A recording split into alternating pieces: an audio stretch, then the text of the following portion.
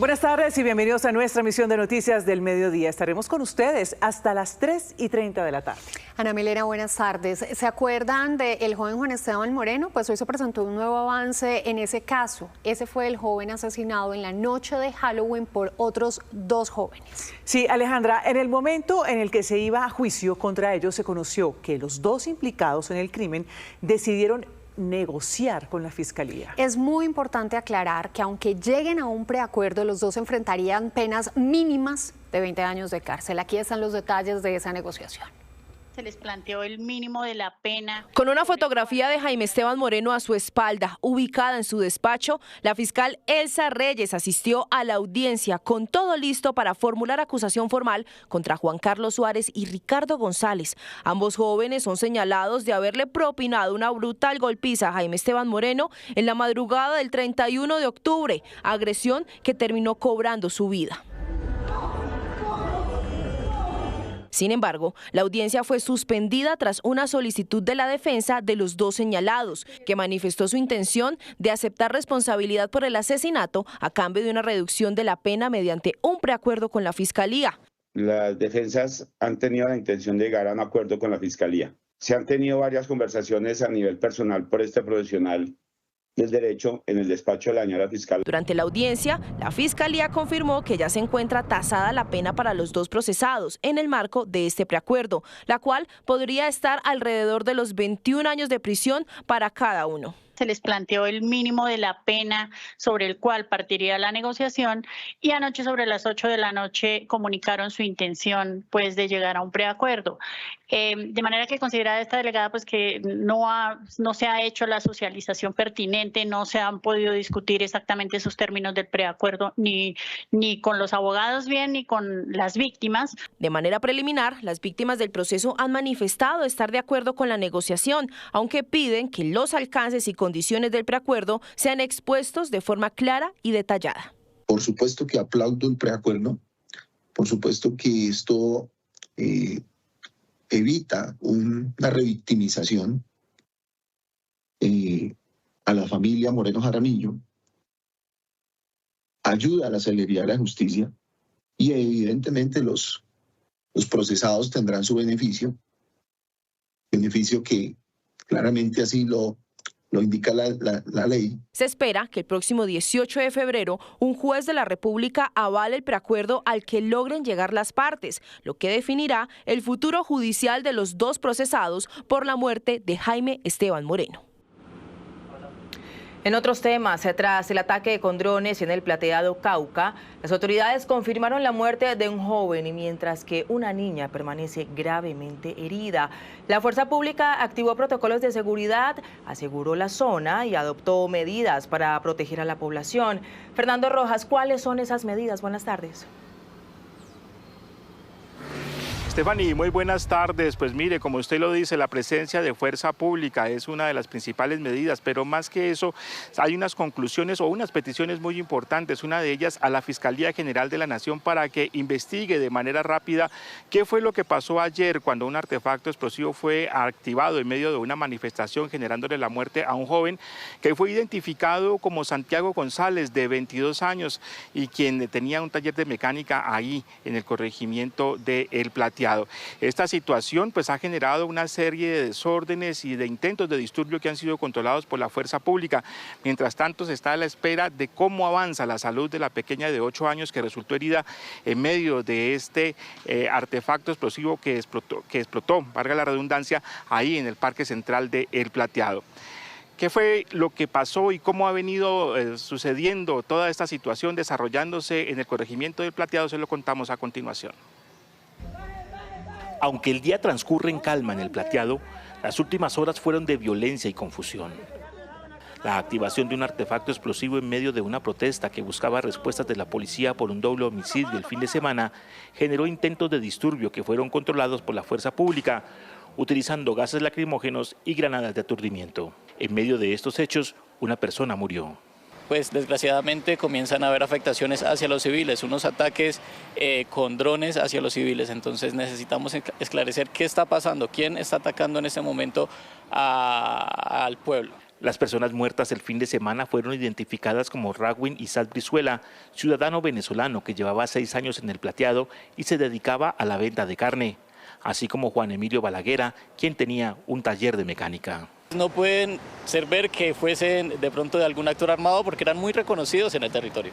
La persona que murió en medio de la protesta fue identificado como Santiago González, tenía 22 años y al parecer se dedicaba a la mecánica. Según el presidente de la Junta de Acción Comunal del Plateado, son 20 las personas heridas, incluida una niña de 8 años. También tenemos menores de edad, actualmente están aquí en el Hospital San José de Popayán. Hay heridos todavía a la espera de ser atendidos, entonces pedimos que se los atiendan lo más breve posible. Los hechos confusos en que han muerto ciudadanos en el Plateado son materia de investigación. Hemos solicitado a la Fiscalía General de la Nación que rápidamente logre en el menor tiempo posible establecer las líneas investigativas que nos permitan esclarecer lo que finalmente ocurrió hoy en el municipio de Argelia, Cauca, en el corregimiento del Plateado. Hoy las comunidades esperan reunirse con delegados del Gobierno Nacional, Gobernación y autoridades del departamento. A esta hora las comunidades y las autoridades del departamento del Cauca esperan precisamente que se concrete esa reunión en la que participaría delegados del gobierno nacional con las comunidades para hablar sobre los acuerdos que se han hecho durante los últimos meses. Fernando, gracias. Ya veremos qué pasa en esa reunión. Y justamente ante el aumento de estos ataques, el ejército adquirió la primera flota de drones artillados para combatir a los grupos ilegales en esta guerra de drones que deja más de 200 heridos en el país. Además, realizan pruebas de nuevos sistemas de protección para las tropas en tierra. Hasta ahora el ejército había empleado drones de vigilancia y reconocimiento para detectar posibles ataques con explosivos, pero a uno de los batallones de movilidad y maniobra llegó la primera flota de drones artillados. Después de meses de entrenamientos y pruebas, este pelotón de operadores de drones ya fue desplegado en el territorio para realizar operaciones militares contra las disidencias y el ELN. Las maletas contienen los nuevos drones de ataque completamente equipados para la ofensiva desde el aire.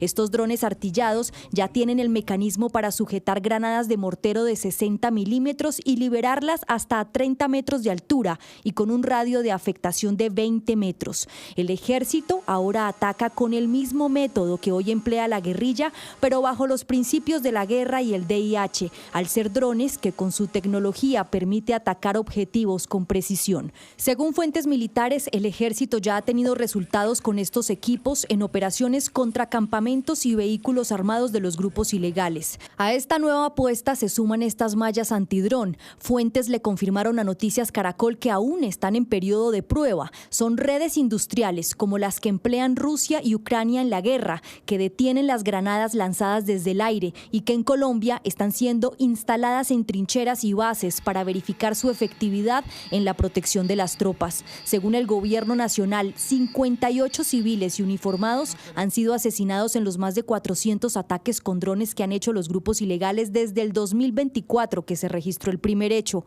y en los que han muerto menores de edad y han quedado más de 200 heridos. Una guerra, ha dicho el mismo presidente Petro, que está ganando los grupos ilegales con aparatos económicos y fáciles de conseguir en el mercado. Al momento, la fuerza pública los ha combatido disparándoles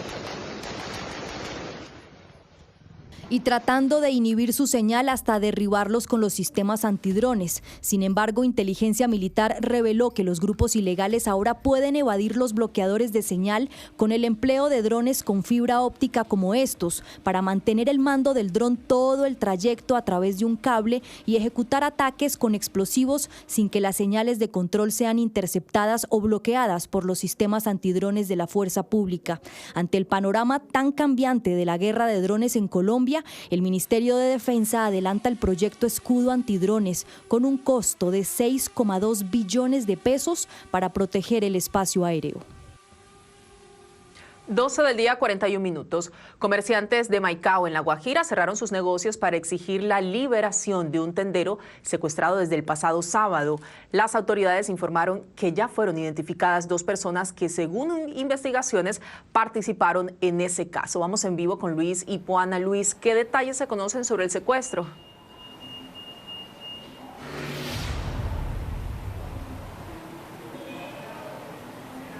Lucía y televidentes, muy buenas tardes. Como usted lo menciona, lo que se sabe de este hecho es que según las autoridades municipales se ha podido responsabilizar y también conocer a 2 personas que presuntamente habrían participado en este secuestro. Lo que se sabe es que comerciantes y también tenderos se unieron en esta mañana en una movilización pacífica, rechazando exactamente 2 delitos. La extorsión, que según el gremio ha aumentado significativamente en el último tiempo, y por supuesto el secuestro. Los detalles de lo que ha acontecido en las últimas horas en el municipio de Maicao se los contamos en la siguiente nota. Así inició el día en Maicao, negocios y tiendas de barrios cerradas y el comercio paralizado. La razón, el miedo por las constantes intimidaciones y extorsiones que sufre el gremio a diario. Hechos que han quedado registrados en cámara, en el que grupos delincuenciales infunden terror a quienes no acceden a sus pretensiones económicas. Por eso hoy estamos aquí dándole frente, por eso el municipio de Maicao, el comercio, desde el colmenero más pequeño a los tenderos hasta los almacenes más grandes, los comerciantes de Maicao, le decimos que no a la delincuencia. El más reciente caso de inseguridad fue el secuestro de Yomar Mejía, tendero de origen antioqueño que fue sacado de su establecimiento por hombres con armas de largo alcance el pasado sábado. Su familia exige la inmediata liberación. Aún no sabemos nada, no. Ojalá pues Dios les toque el corazón a esas personas y nos liberen al familiar, que aumenten la seguridad, porque Maicao puede con eso y más. Nada, en el momento yo no recibo una información. Todo el mundo me llama del pueblo, acá, todo el mundo que hay dicho yo, en el momento no hay información de nada. Los comerciantes organizaron una movilización por la paz y para exigir la liberación de su compañero. El alcalde de Maicao dijo que las autoridades avanzan en la identificación de los secuestradores. El mayor avance que se tiene ahorita es que gracias a cámaras, a muchos equipos de inteligencia con los que hoy estamos contando, gracias al apoyo del gobierno nacional, se ha podido identificar a 2 personas de las personas que perpetraron este hecho en el municipio de Maicao. La policía y el ejército trabajarán de manera coordinada para patrullar las calles de Maicao, con el fin de restablecer la tranquilidad en esta población. 12:44 minutos, nuevamente criminales que usan camisetas de equipos de fútbol provocaron una tragedia, esta vez fue en Cúcuta. Un hincha del Atlético Bucaramanga fue asesinado luego del partido en el que se enfrentaron los 2 equipos de esas 2 ciudades. Richard Quiñones nos cuenta detalles de lo ocurrido. Richard, hola. Hola, muy buenas tardes. Lo que sucedió es que Camilo Rojas había ingresado al departamento norte de Santander, pese a que había cierre de fronteras, no se permitía el ingreso de hinchas hacia esta región del país. Ingresó al Estadio General Santander y cuando salió poco antes de finalizar el partido, se dirigía hacia el autobús que abordaría para llegar nuevamente hacia Bucaramanga, pero en esta ruta fue asesinado. Las autoridades están utilizando las cámaras de vigilancia para establecer a los hinchas del equipo Motilón, que al parecer serían los responsables de este hecho violento. Los ánimos estaban caldeados dentro del estadio. Un grupo de hinchas se enfrentaban mientras el balón rodaba en la cancha. En las afueras del escenario deportivo, algo similar ocurría. Las barras se enfrentaban lanzando objetos contundentes. Mientras los asistentes al partido salían, se registró el acto más violento. Aficionados golpearon y apuñalaron a Camilo Rojas, un joven de Bucaramanga que murió en inmediaciones del puente del Parque Lineal. ¿Lo apuñalaron? Es abordado por un grupo de personas, sí, que sí están identificados como hinchas del Deportivo Cúcuta, lo abordan, lo agreden físicamente y es donde lastimosamente tenemos este resultado que estamos presentando. Decirles que en este momento nuestro jefe de la seccional de investigación criminal sostiene una reunión muy importante con nuestro director de fiscalías, en donde se está agrupando un equipo investigativo con CTI, Policía Nacional y Fiscalía para iniciar la investigación correspondiente y lograr con la captura de los causantes de este hecho. Este es el lugar donde perdió la vida el joven Camilo Rojas de 24 años. Estamos a 700 metros del Estadio General Santander. Él iba hacia la terminal de transporte terrestre de la ciudad de Cúcuta, en donde abordaría un vehículo para viajar hacia Bucaramanga. Pese al cierre de fronteras departamentales y la prohibición del ingreso de hinchas visitantes al estadio, se registró el ingreso de aficionados del Atlético Bucaramanga. Nosotros como autoridades, en conjunto con la Policía Nacional, se logró proteger a algunos hinchas que ingresaron, los sacamos de manera controlada, aproximadamente 50 hinchas en las tanquetas de la policía. No es el único hecho de violencia generado por hinchas en los últimos meses, por eso los líderes ciudadanos exigen contundencia a las autoridades. Lo que vivimos ayer en el partido del Oriente Colombiano fue una tragedia. no la podemos permitir. Hago un llamado muy especial a todas las barras, a todos los hinchas, que vivamos estos clásicos en paz, en armonía, en unión. En medio de estos actos violentos, 5 policías resultaron lesionados con heridas leves. Quienes lo conocen dicen que era una persona pacífica, tenía muchos sueños, en su momento vivió en Australia y cuando llegó aquí a territorio colombiano había acompañado al equipo Leopardo dentro y fuera del país, incluso en su momento en Brasil, pero llegar a la ciudad de Cúcuta le costó la vida. ¿Quién era Camilo Rojas? Conózcanlo a continuación.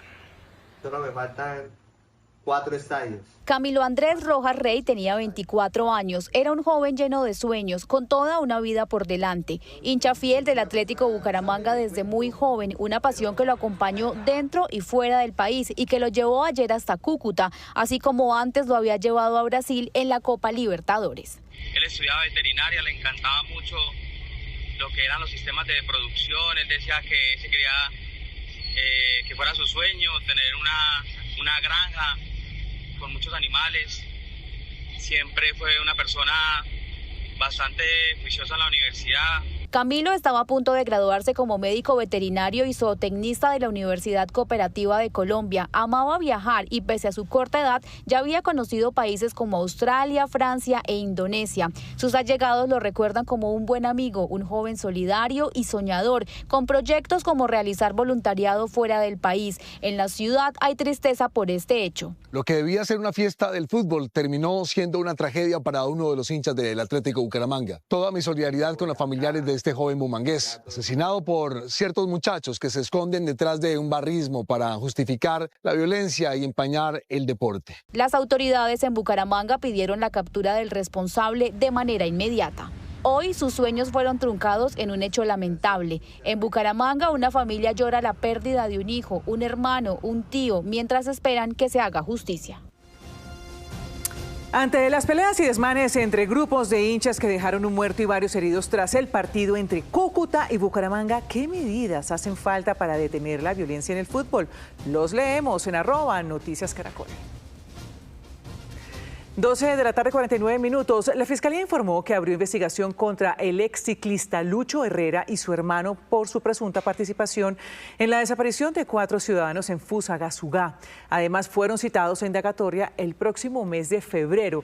Tatiana Sanabria, usted nos cuenta lo que esto significa. ¿Qué tal? Muy buenas tardes. Significa que exactamente el 6 de febrero la Fiscalía notificará formalmente a Lucho Herrera y a su hermano de los cargos en su contra por desaparición forzada. Esto no es un trámite menor, se trata de una imputación de cargos dentro de un proceso que se adelanta bajo la ley 600, pues este caso no se rige por el sistema penal acusatorio actual. Según la Fiscalía o la investigación de la Fiscalía, el exciclista y su hermano presuntamente habrían acudido a integrantes de las extintas autodefensas campesinas del Casanare, un grupo armado que tuvo injerencia en la región de Sumapaz entre 2002 y 2003 para presuntamente desaparecer forzadamente a varios habitantes de predios vecinos a las tierras de la familia Herrera. Según la Fiscalía, el caso va más allá, pues también vincula a Rafael Herrera por el delito de acceso carnal violento por el presunto abuso sexual de una menor de edad, hechos que según el expediente habrían ocurrido en el contexto de estas desapariciones. El ente acusador afirma que cuenta con testimonios directos, pruebas forenses y material probatorio contundente para sostener la vinculación de estas 2 personas a la investigación. Después de la diligencia del 6 de febrero, la Fiscalía tendrá 10 días para definir si impone una medida privativa de la libertad en contra de Lucho Herrera y su hermano. Tatiana, muchas gracias. 12 del día, 50 minutos. Los presidentes Gustavo Petro de Colombia y Daniel Noboa de Ecuador coinciden hoy en Panamá, donde se realiza el Foro Económico de América Latina y del Caribe. En sus intervenciones coincidieron en hablar de libertad y de seguridad. Petro propuso un diálogo en medio de la tensión comercial entre los 2 países, pero también habló de su cita con Donald Trump y de Nicolás Maduro. En Panamá está Sebastián Montes de Noticias Caracol y de Negocios Ditu. Usted tiene todos los detalles de lo que dijeron los presidentes en esta cumbre. Sebastián, buenas tardes. Así es, Alejandra. A esos 2 puntos que usted mencionó, le voy a agregar un tercero. Se habla de integración regional. Ese fue un mensaje que dieron no solamente el presidente Gustavo Petro y el presidente de Ecuador, Daniel Noboa, sino también el presidente ejecutivo de la CAF, Sergio Díaz Granados, y los presidentes de Brasil, Luis Ignacio Lula da Silva, y el presidente de Panamá, José Raúl Marino, en sus respectivas intervenciones. Se habla de que América Latina tiene un potencial muy importante para ser un bloque unido a nivel internacional y que eso es lo que hay que explotar en estos espacios y en estos eventos donde se busca que cada nación hable entre ellas y todos vean sus fortalezas para salir como un frente unido a nivel internacional. De eso precisamente también quiere hablar el presidente Gustavo Petro con su homólogo estadounidense Donald Trump en la reunión que van a tener el próximo 3 de febrero. O sea, es una reunión a la que todos estamos a la expectativa teniendo en cuenta las diferencias que ha habido entre ambos mandatarios y que por supuesto Petro ha mostrado una disposición importante para hablar con el mandatario estadounidense. Veamos qué es lo que va a decir Petro en esta reunión. Vamos a hablar con el presidente Donald Trump de libertad. A ver si el mensaje de Washington y de Bolívar se restablece y es la base de un pacto de las Américas por la vida y la libertad. No queremos misiles sobre Caracas, no, ni sobre ningún país de América, ni al norte ni al sur. En línea con eso, también hay que recordar que Petro habló de la captura de Nicolás Maduro y criticó la forma en la que esta se realizó, teniendo en cuenta los bombardeos que hubo en Venezuela, y habló sobre este tema también en víspera de esa reunión que va a tener con Donald Trump. Se refirió a esta situación de Nicolás Maduro y aseguró que debe ser juzgado por un tribunal judicial. Veamos. Haber bombardeado Caracas, la patria del Libertador, no porque sea de Maduro o no, eso es coyuntural, sino en la historia entre Estados Unidos y América Latina, haber bombardeado la patria del Libertador no lo va a olvidar ninguna generación de jóvenes en ninguna parte de nuestro país. Yo no defiendo, como dice mi prensa, a Maduro. Digo es que tiene que ser juzgado por un tribunal o venezolano o americano de las tres Américas, si construimos un tribunal de justicia de todas nuestras regiones contra el narcotráfico, que creo se debe construir. En esa intervención de Petro, que duró alrededor de 30 minutos, uno de los mensajes que más se esperaba de parte del mandatario era esa posible reunión que debería tener con el presidente de Ecuador, Daniel Noboa, frente a esa guerra arancelaria que empezaría a regir el 1 de febrero y donde ambos países, Colombia y Ecuador, se aplicarían recíprocamente un arancel de 30%. El llamado del presidente Petro a su homólogo Noboa es de efectivamente sentarse del hogar y tener una reunión para dirimir estas diferencias. Y le ofrezco entonces esa posibilidad de que hablemos. Pero en relación a toda la civilización latinoamericana, un pacto contra las mafias, no digo contra las sustancias que son inertes, es un pacto por la vida y la libertad. Y lo mismo le diré al presidente Donald Trump. No sé cómo saldrá esa conversación, pero es lo que pienso. El presidente Daniel Noboa, que tuvo su intervención inmediatamente después del presidente Gustavo Petro, en réplica con esto aseguró que siempre ha luchado por la libertad, que fue uno de los conceptos también principales a los que se refirieron todos los presidentes que hablaron hoy en esta instalación del Foro de Economía de la CAF. Y el presidente Noboa también, a propósito de ese tema de libertad, habló de los criminales y la situación que tiene en América Latina, donde muchos, según el presidente Noboa, están libres en vez de estar entre las rejas. Veamos qué dijo. Yo siempre lucho por la libertad, pero también lucho por un concepto básico, que la libertad debe de ser también de la gente que hace las cosas bien, y los criminales tienen que ser privados de la libertad.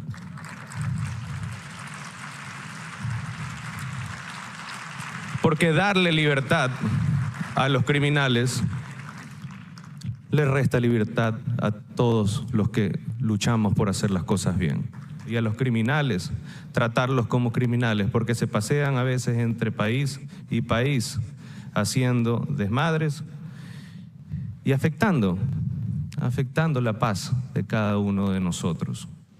Sebastián, pues una de las expectativas de esta cumbre es una posible reunión entre los presidentes de Colombia y Ecuador justamente para abordar el tema de la guerra civil, de la guerra comercial, entre los dos países. ¿Se conoce si es posible que se dé esa reunión o si puede haber algún acercamiento entre cancilleres?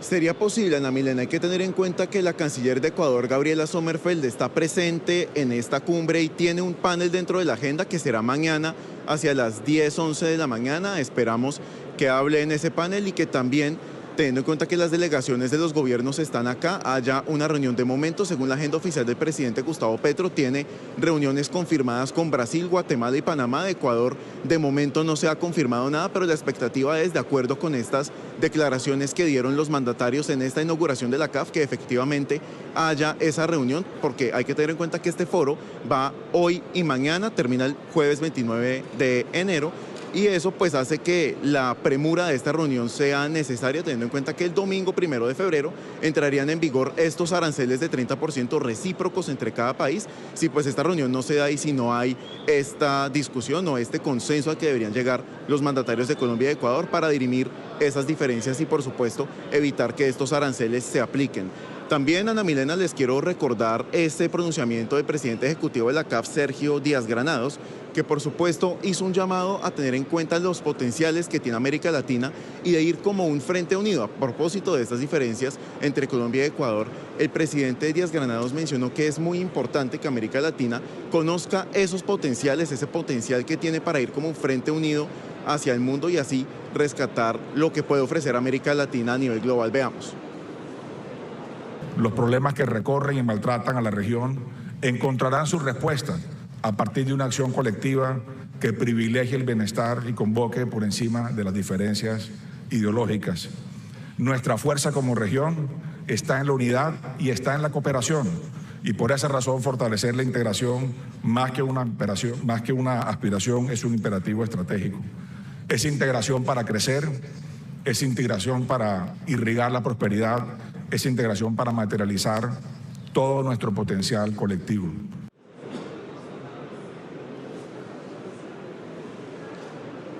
Esto es básicamente lo que se ha hablado en estas reuniones. El presidente de Brasil, Luis Inácio Lula da Silva, fue muy enfático también asegurando que estas cumbres deben dejar de ser vacías y deben llegar a puntos más profundos y deben discutir temas de mayor relevancia para América Latina, porque se han quedado en plantear las problemáticas pero no en ofrecer soluciones. Ese fue uno de los llamados que hizo el presidente de Brasil, Luis Inácio Lula da Silva, en una agenda que se prolongará, como les venía diciendo, hasta mañana en la tarde, donde se espera que se llegue a consensos dentro de este Foro de Economía Internacional para que América Latina cumpla ese objetivo con el que se inaugura este segundo Foro de Economía de la CAF, que es que sea un actor global importante en estos tiempos que vivimos ahora. Esta es la información que tenemos hasta el momento desde Panamá. Ana Milena y Alejandra. Estos son los sucesos que hacen noticia en el mundo a esta hora. El secretario de Estado de Estados Unidos, Marco Rubio, declaró ante el Senado sobre la situación de Venezuela. Allí aseguró, entre otras cosas, que no está prevista una nueva operación militar en ese país. Jacopo Luzzi, en Washington. ¿Qué más dijo Rubio? Buenas tardes. Aquí en el Capitolio, Rubio ha afirmado que Estados Unidos ha logrado grandes avances en Venezuela en poco tiempo, incluyendo el inicio de la liberación de los presos políticos. Sobre Maduro, dijo que se hicieron múltiples intentos para que Maduro abandonara el país voluntariamente, pero el mandatario nunca quiso hacer un acuerdo. Además, Rubio añadió que es la primera vez en 20 años que Estados Unidos mantiene conversaciones serias sobre la lucha contra el narcotráfico con las autoridades venezolanas. Así que teníamos básicamente a 3 de nuestros principales adversarios en el mundo operando desde nuestro hemisferio. Desde ese lugar también operaba un régimen de narcotráfico que cooperaba abiertamente con las FARC y el ELN y otras organizaciones de narcotráfico, utilizando su territorio nacional. Representaba un enorme riesgo estratégico para Estados Unidos, no al otro lado del mundo, ni en otro continente, sino en el hemisferio en el que todos vivimos, y estaba teniendo consecuencias dramáticas para nosotros, pero también para Colombia, la Cuenca del Caribe y muchos otros lugares. Era una situación insostenible y había que abordarla y se abordó. Sobre la permanencia en el poder de Delcy Rodríguez, Rubio dijo que no se puede dar un plazo concreto y que se está dialogando con el gobierno interino. Sin embargo, asegura que se tiene que avanzar mucho más dentro de 6 meses. Y sobre una posible nueva operación militar, Rubio dijo que Trump nunca descarta ninguna opción, mientras explicó que no fue un acta de guerra la captura de Maduro, fue una operación de policía. Les aseguro que la acción militar no es buena para la recuperación y la transición, no es lo que esperamos, ciertamente no es nuestro objetivo. Mucho dependerá de ellos, creo que requeriría la aparición de una amenaza inminente del tipo que no anticipamos en este momento, pero ellos también tienen voz en este asunto.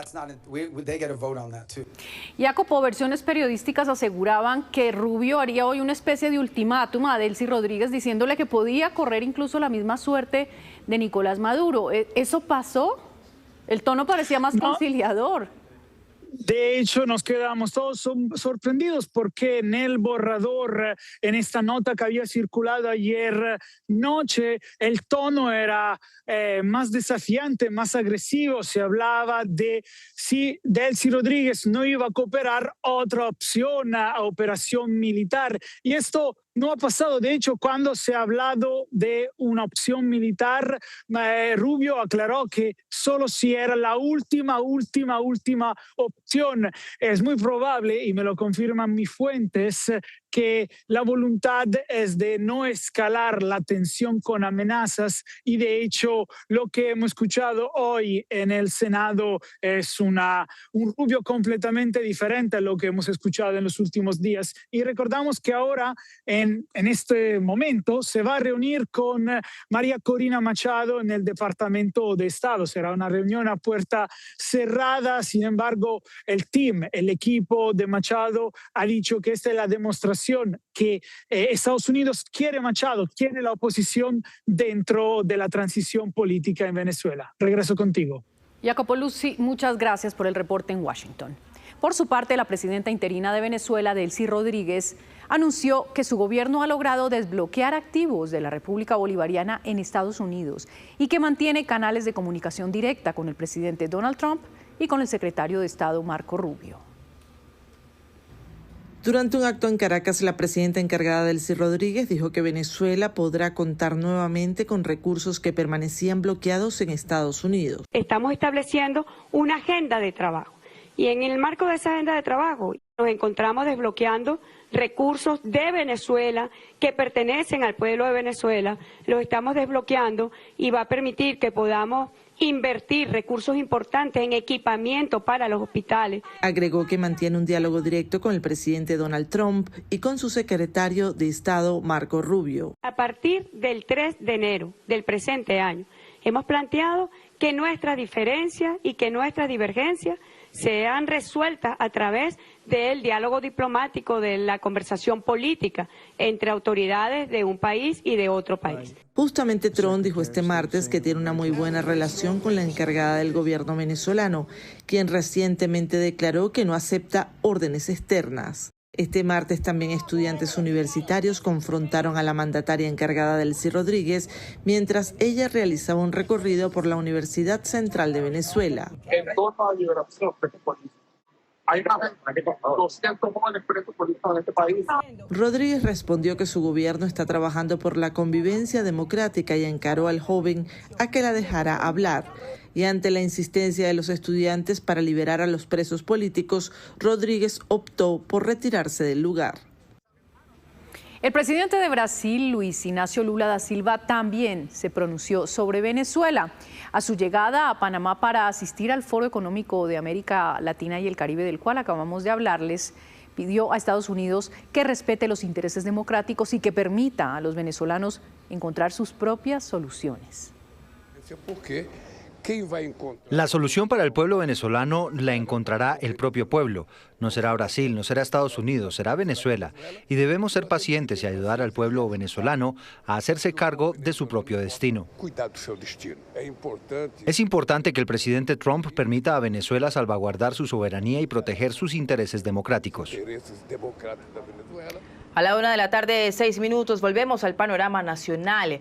El gobierno confirmó la extradición de alias Pipe Tuluá, cabecilla de la peligrosa banda criminal La Inmaculada. Rocío Franco tiene los detalles. Rocío.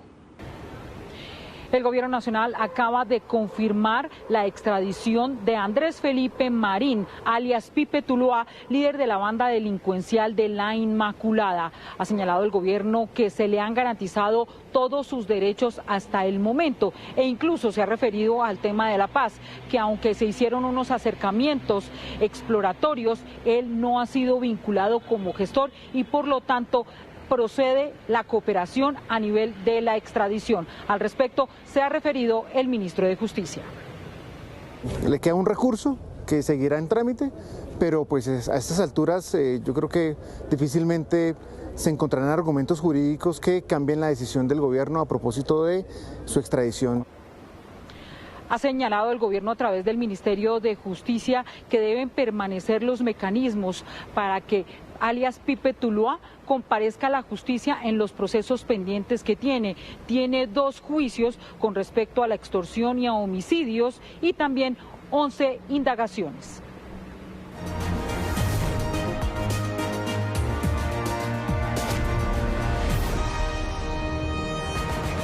A la 1:08 p.m. iniciamos justamente Candidatos al Tablero y me encuentro con Camilo Romero. Candidato, bienvenido. ¿Cómo ha estado? Gracias. Candidato justamente avalado por el Partido de Trabajo de Colombia y que ahora estará usted en el Frente por la Vida, ¿no es así? ¿Cómo va a ser? Cuéntanos un poco cómo va a ser esta nueva consulta del Frente por la Vida. Yo creo que esta es la consulta de la gente, es la consulta de la ciudadanía, es la consulta de las mayorías nacionales, es la consulta del progresismo, es la consulta que garantiza el cambio en nuestro país. Ya está una que se llama la gran consulta, la de la prepotencia, la del país del pasado. Y esta es la del futuro para los colombianos y colombianas. Así es que nos hemos juntado, quienes hacemos parte del sector alternativo, democrático, progresista de Colombia, para que el 8 de marzo el país salga a votar para poner más congresistas alternativos, y estamos impulsando todas las listas de congreso alternativas en Colombia, y por supuesto escoger una candidatura única del progresismo que vaya a primera vuelta y logremos ganar por segunda vez un nuevo gobierno progresista para el país. Mire, candidato, ustedes justamente ayer inscribieron esta consulta del Frente por la Vida. Ahí se encuentra Iván Cepeda y Roy Barreras. Yo quiero preguntarle, ¿qué pasa si Iván Cepeda, el Consejo Nacional Electoral, toma la decisión de que él no podría participar porque estuvo en la del Pacto Histórico? ¿Van a continuar con este Frente por la Vida? Bueno, ese es un debate que tendremos que dar, pero confiamos primero en que la autoridad electoral en Colombia resuelva este tema lo más pronto posible, por Iván, por la consulta, por el sector progresista, por el país, pero confiamos sin lugar a dudas en que Iván Cepeda va a estar con nosotros en esa consulta del Frente Amplio. Tiene todo el sentido, viene de ser un candidato elegido dentro de su partido con más de 1.800.000 votos y va a estar aquí en esta competencia de fraternidad. Estaremos juntos con Iván, no estamos separados, vamos a fortalecer el proyecto alternativo en Colombia. Así es que confiamos plenamente que Iván estará en esta consulta del Frente por la Vida. ¿Y qué pasa con Juan Fernando Cristo? Él dice que va a estar hasta el 30 de enero, el viernes, a tomar una decisión, pero ustedes lo están esperando en esta consulta. Nos reunimos ya en casa de Iván Cepeda, conversamos con él y yo estoy seguro que el exministro liberal también estará acá. ¿Por qué? Porque necesitamos construir las mayorías nacionales. Hay gente del progresismo, como Iván, como nosotros, pero necesitamos ampliarnos a las mayorías del país y por supuesto allí cabe el exministro Juan Fernando Cristo. ¿Qué le parece, candidato, si entramos de una vez a sus propuestas? Hagámosle. Vamos a hablar de la primera propuesta, por la gente, la revolución de lo cotidiano. Y el primer punto que usted tiene es más trabajo digno para los colombianos. ¿De qué se trata?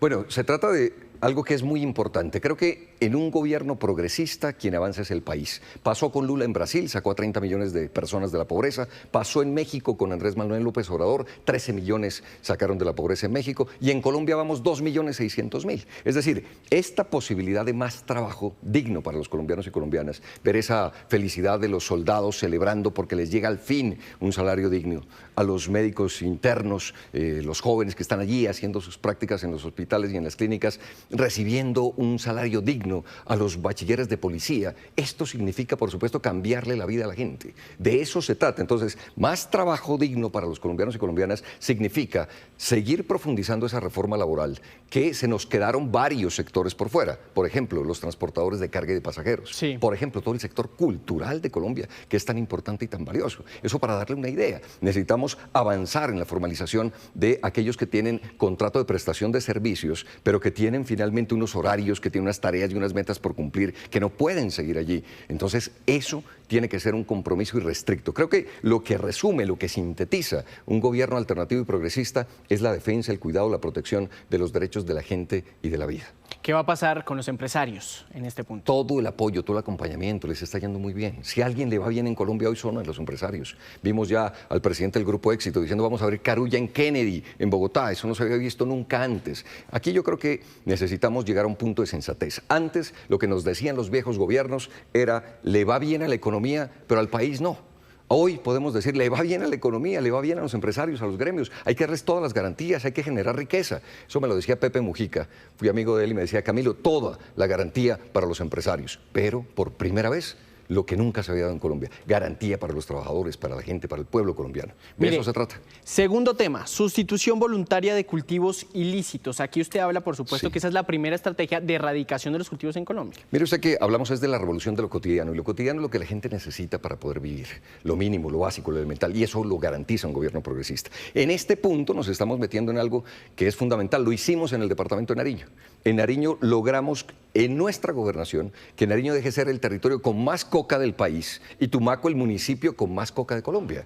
¿Por qué lo hicimos? Por la sustitución de hoja de coca en el territorio. Es que cuando usted va al territorio es distinto a quienes están acá en el escritorio en Bogotá. Yo soy un hombre de frontera, sé lo que eso significa. Entonces, ¿qué necesitamos? Algo que ya ha dado resultados, que Naciones Unidas lo ha ratificado 1 y 1000 veces. Hay que hacer sustitución de cultivos de uso ilícito. ¿Eso qué significa? Presencia integral del Estado en el territorio. Es decir, no puede ser simplemente una varita mágica, dejen de sembrar coca. La gente allí en el territorio nunca ha tenido una sola oportunidad y queremos que el Estado llegue, no de forma represiva, acabar con ellos, sino a brindarles una oportunidad, y esa es la sustitución. ¿Esa sería la única forma para la erradicación de cultivos, para que no tengamos el aumento de cultivos ilícitos en el país? Es que es la que más resultado ha dado, menos del 1% de resiembra. Mira, cuando era gobernador, un general me dijo, oiga, gobernador, insista en eso, porque cuando nosotros estamos en el territorio y podemos estar 6 meses allí, no podemos estar más tiempo, 6 meses, la gente deja de sembrar porque estamos allí, pero cuando nos vamos, ¿qué hace la gente?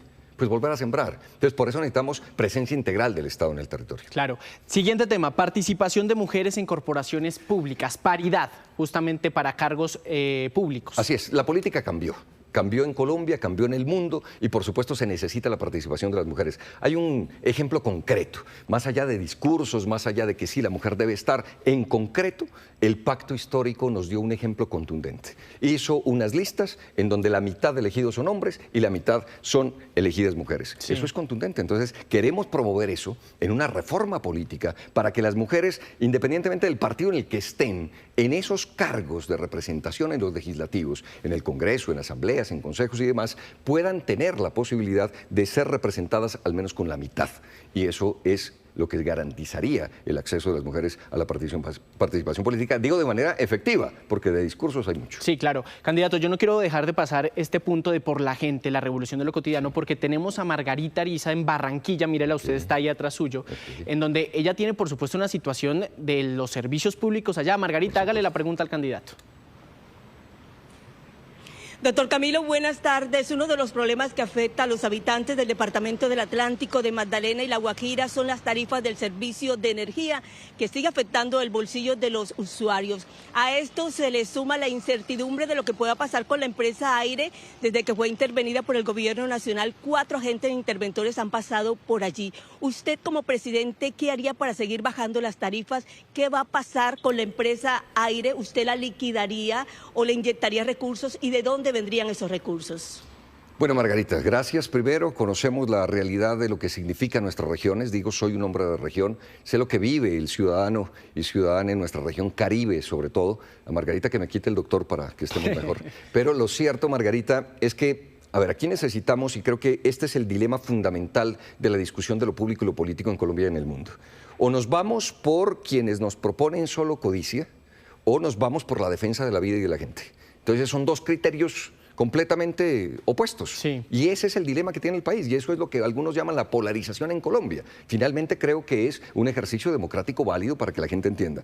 ¿Cuál es nuestro criterio? Que en temas de servicios públicos, en temas de salud, pues primero están los derechos de la gente, no las ganancias, que ya es un exabrupto de los empresarios. Lo dije con claridad, toda la garantía para los empresarios, pero la garantía para que nuestra gente no esté en ese dilema de si tiene que pagar la luz o poder comer. Eso es infame. Entonces, a todas luces, nosotros, en un nuevo gobierno progresista, nos dedicaremos exclusivamente a garantizar que la vida sea digna para todos y para todas. Muy bueno para los empresarios, claro, toda la garantía, pero bueno también para la gente. Así es que sí, vamos a meternos en eso. Hay que cambiar la ley de servicios públicos. Eso tiene que ser no con esa fórmula que le da, es una garantía exclusiva de ganancias extraordinarias a empresarios cuando joden a la gente. Aquí necesitamos un equilibrio y eso es lo que proponemos. Bueno, son propuestas, por supuesto, en la región que usted dice que fue incluso gobernador de Nariño. Sí, cambiemos de tema.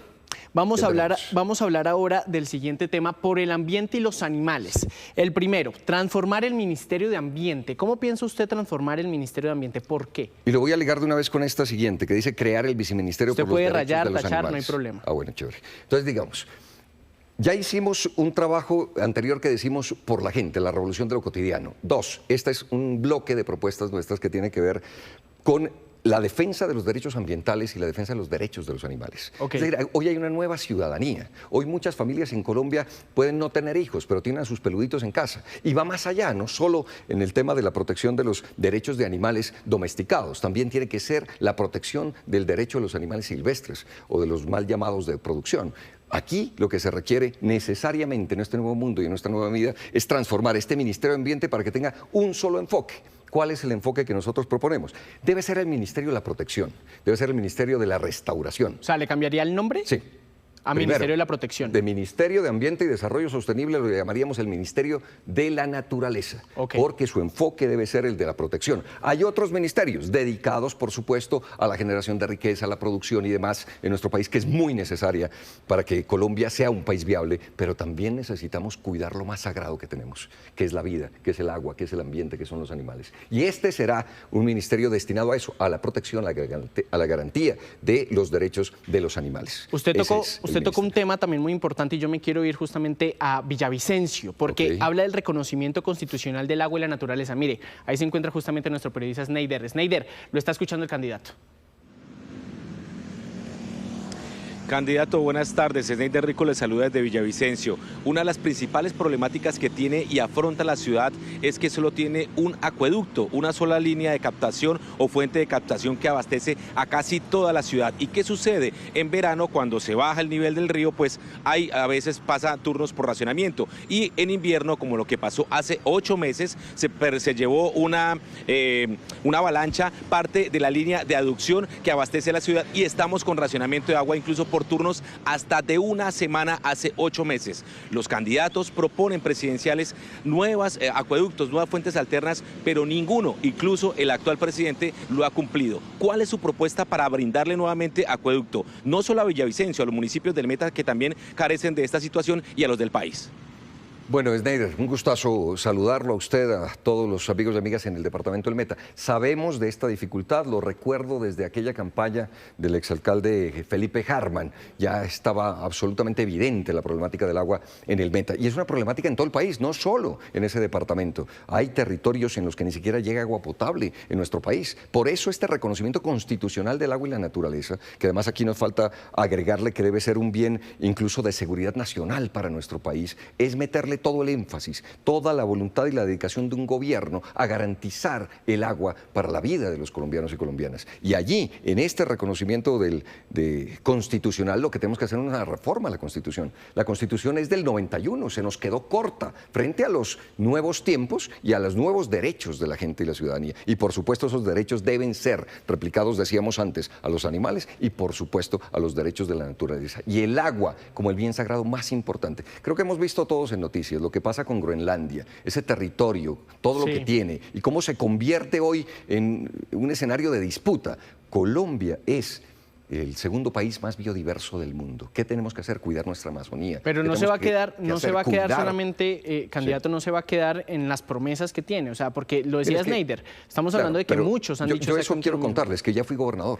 Es que con nosotros no solo hay un discurso, una convicción profunda de jugársela por la gente y por la vida, con nosotros hay un ejercicio de gobierno. Fui gobernador del departamento de Nariño, por eso con nosotros lo que puede tener el país con certeza y claridad es un ejercicio de coherencia, es un ejercicio de experiencia. He estado probado en todos los ejercicios de lo público, sin enriquecernos, que debe ser una garantía para la gente. Acá podrán decir todo del presidente Petro, menos que es un tipo corrupto. Aquí hemos hecho ya una carrera probada. Claro. Fui senador de la República, fui gobernador, fui embajador, conozco toda la dinámica del Estado y puedo decir con certeza, tenemos la experiencia necesaria para gobernar, no para llegar a improvisar. ¿Qué necesitamos? Un nuevo gobierno progresista en el país, que tenga ese corazón al lado de la gente. Candidato, rápidamente, prohibición del fracking, que hace supuesto. parte, y ahí incluyo la exploración y explotación, por supuesto, de espacios aquí en Colombia. Creo que este bloque de propuestas nuestras sintetiza nuestra acción política. Estamos por el cuidado ambiental, entendemos el nuevo mundo y esto se está moviendo hacia otro lado. No podemos insistir en el pasado, ni en la producción, ni en la generación de riqueza, ni menos en la acción pública y política en Colombia. Aquí hay un dilema claro, que lo digo una vez en paréntesis y ya retomo. El país tendrá que decidir entre esas dos consultas del 8 de marzo y tendrá que decidir si regresa al pasado, a la gobernanza paramilitar de los gobiernos que existieron antes, o vamos para adelante. Y nuestra propuesta es esa, ir para adelante. ¿Qué significa esto? Yo he visto candidatos que incluso han cambiado de opinión. La señora Claudia López decía no al fracking y ahora sí al fracking. El señor Cárdenas propone sí al fracking, hay que generar riqueza. Nosotros decimos no al fracking de manera contundente. No nos vamos a prestar para eso. El fracking lo que hace es lesionar nuestro territorio, incluso en temas sísmicos. La cantidad de agua que necesita acaba con el agua y, por supuesto, este es un daño ambiental que no tiene reversa y eso no lo vamos a permitir. ¿Exploración de yacimientos sí o no? Nosotros estamos jugados a una nueva lógica en la que el mundo ha empezado a entenderla y es a la generación y producción de riqueza desde otros ámbitos y no desde las economías fósiles. Eso es del pasado.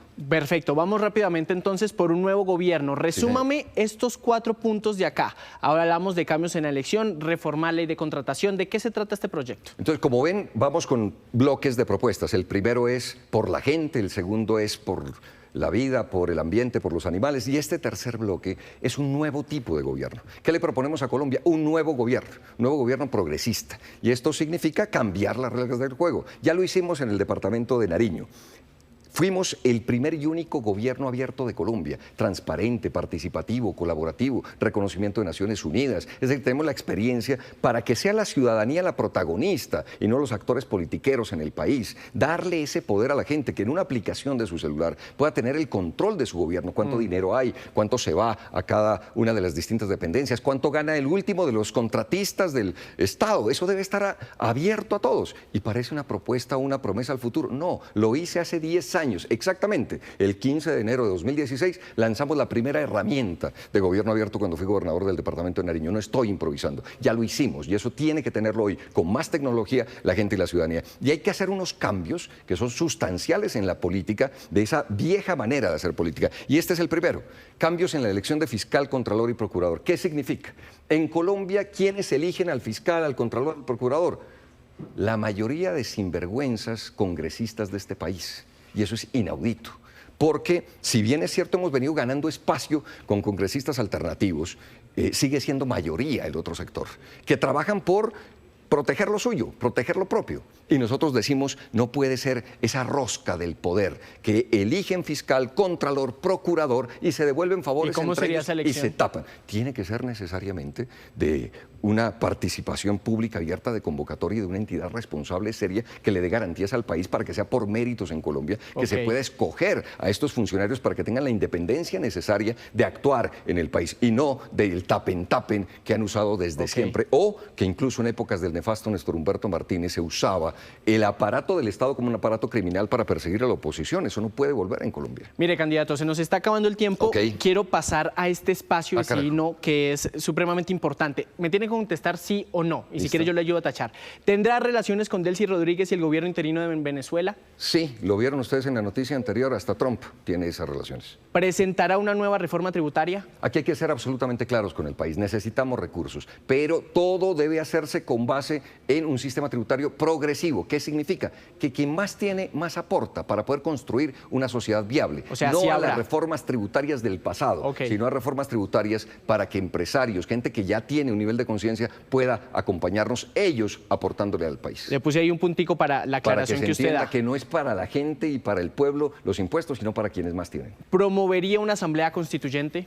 Yo creo que es necesario abrir el debate y hay que decir sí con 2 líneas rojas. Perfecto. No a la reelección, óigame esto, porque no es así, sí, porque sí, es no a la reelección en Colombia, que sea una garantía para los colombianos y colombianas, ojo, y 2, no a retroceder en derechos. No vamos a abrir la puerta para que un sector retardatario del país que quiere ir a la gobernanza paramilitar haga de las suyas. Vamos a avanzar. No a la reelección, está aquí en la Asamblea Constituyente. ¿Continuaría una reforma al sistema de salud, lo que está pasando? Sin duda alguna. Es que lo que ha pasado en la salud en Colombia es que la convirtieron en un negocio en lugar de ser un derecho fundamental. Hay que reformar la salud, hay que quitar la intermediación de las EPS, hay que garantizar un sistema de salud preventivo para los hogares en nuestro país. Así es que tenemos que ir, sin duda alguna, a una reforma a la salud, porque como vamos muy mal y viene desde hace muchos años y décadas este sistema de salud que se han robado todo el dinero de los colombianos. ¿Buscará un salario mínimo vital como lo hizo el gobierno del presidente Gustavo Petro? No me cabe duda, más dinero para los colombianos y colombianas. O sea, más del capacidad 23%. adquisitiva. La economía del país va muy bien.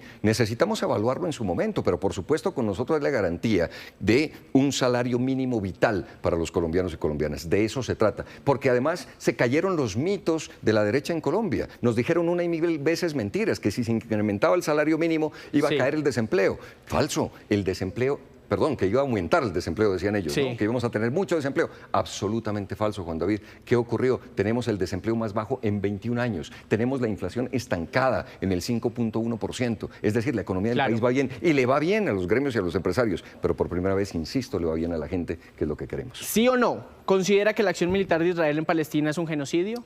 Por favor, resalte ese sí. Es un genocidio, que quede claro, contundente, un contraste total con esos candidatos de la derecha que ante el asesinato de niños dicen que eso no es un genocidio. Es una barbaridad con la humanidad lo que ocurrió allí. Lo que pedimos es un poco de sensatez en el debate público y político de Colombia. Sin duda fue un genocidio y sigue siendo un genocidio de Israel a Palestina que rechazamos de manera contundente. Camilo Romero, se nos acabó el tiempo, candidato. Hombre, Juan David, muy rápido. Muchísimas gracias. Aquí está, justamente Camilo Romero, aquí en Colombia Decide. Es la 1:36 p.m. y miren lo que falta para las elecciones legislativas. 38 días, 18 horas, 23 minutos y siguen corriendo los segundos para ese encuentro, primer encuentro con la democracia, donde además también los colombianos elegiremos los candidatos que saldrán de las consultas y que emprenderán la carrera para la campaña y ocupar la Casa de Nariño.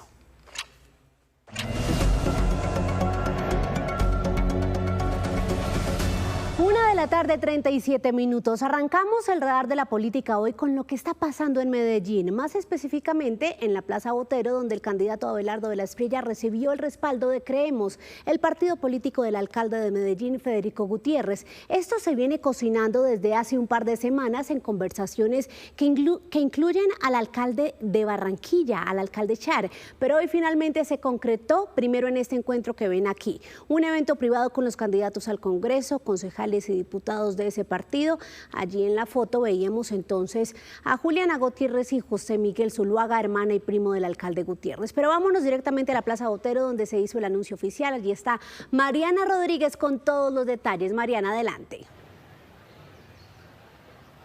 María Camila, televidentes, buenas tardes. Pues fue hace unos minutos donde aquí en la Plaza Botero, pleno centro de Medellín, se hizo oficial esa alianza, ese respaldo que hoy le da el partido político Creemos al candidato Abelardo de la Espriella. Este mismo manifestó su contento, dijo que para él es un orgullo tener ese respaldo y que para él lo que representa este partido político es la punta de lanza para poder transformar el país a partir de políticas sociales que funcionan muy bien según él, como es el caso de Medellín y de Antioquia.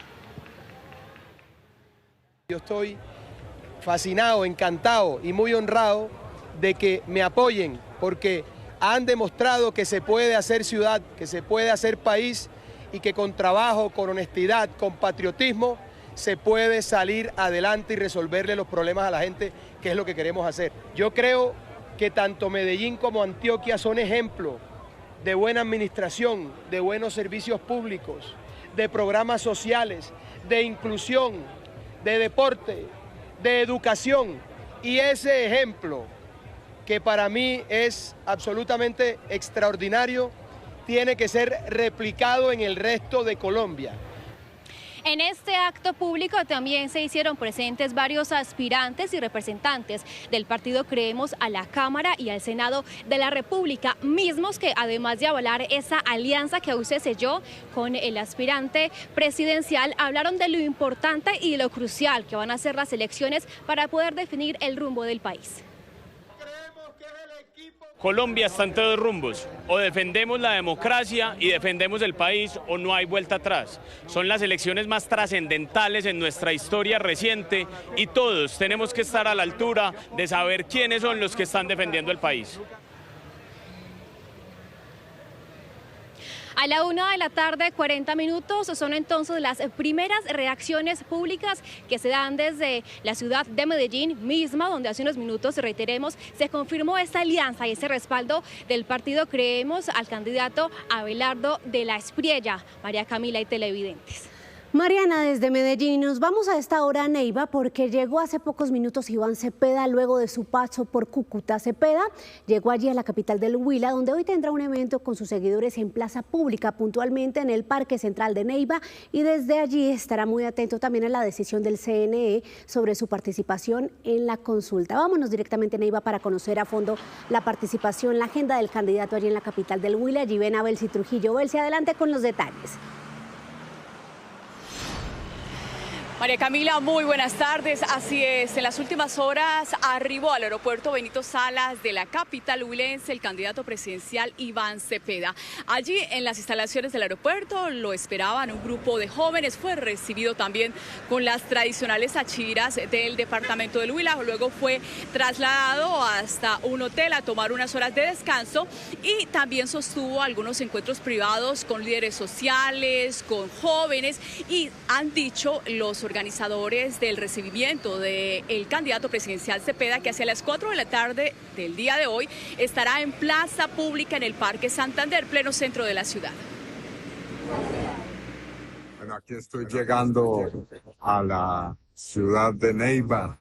Tendremos hoy toda la jornada distintos actos políticos. Uno de ellos que valoro mucho es el encuentro con los jóvenes.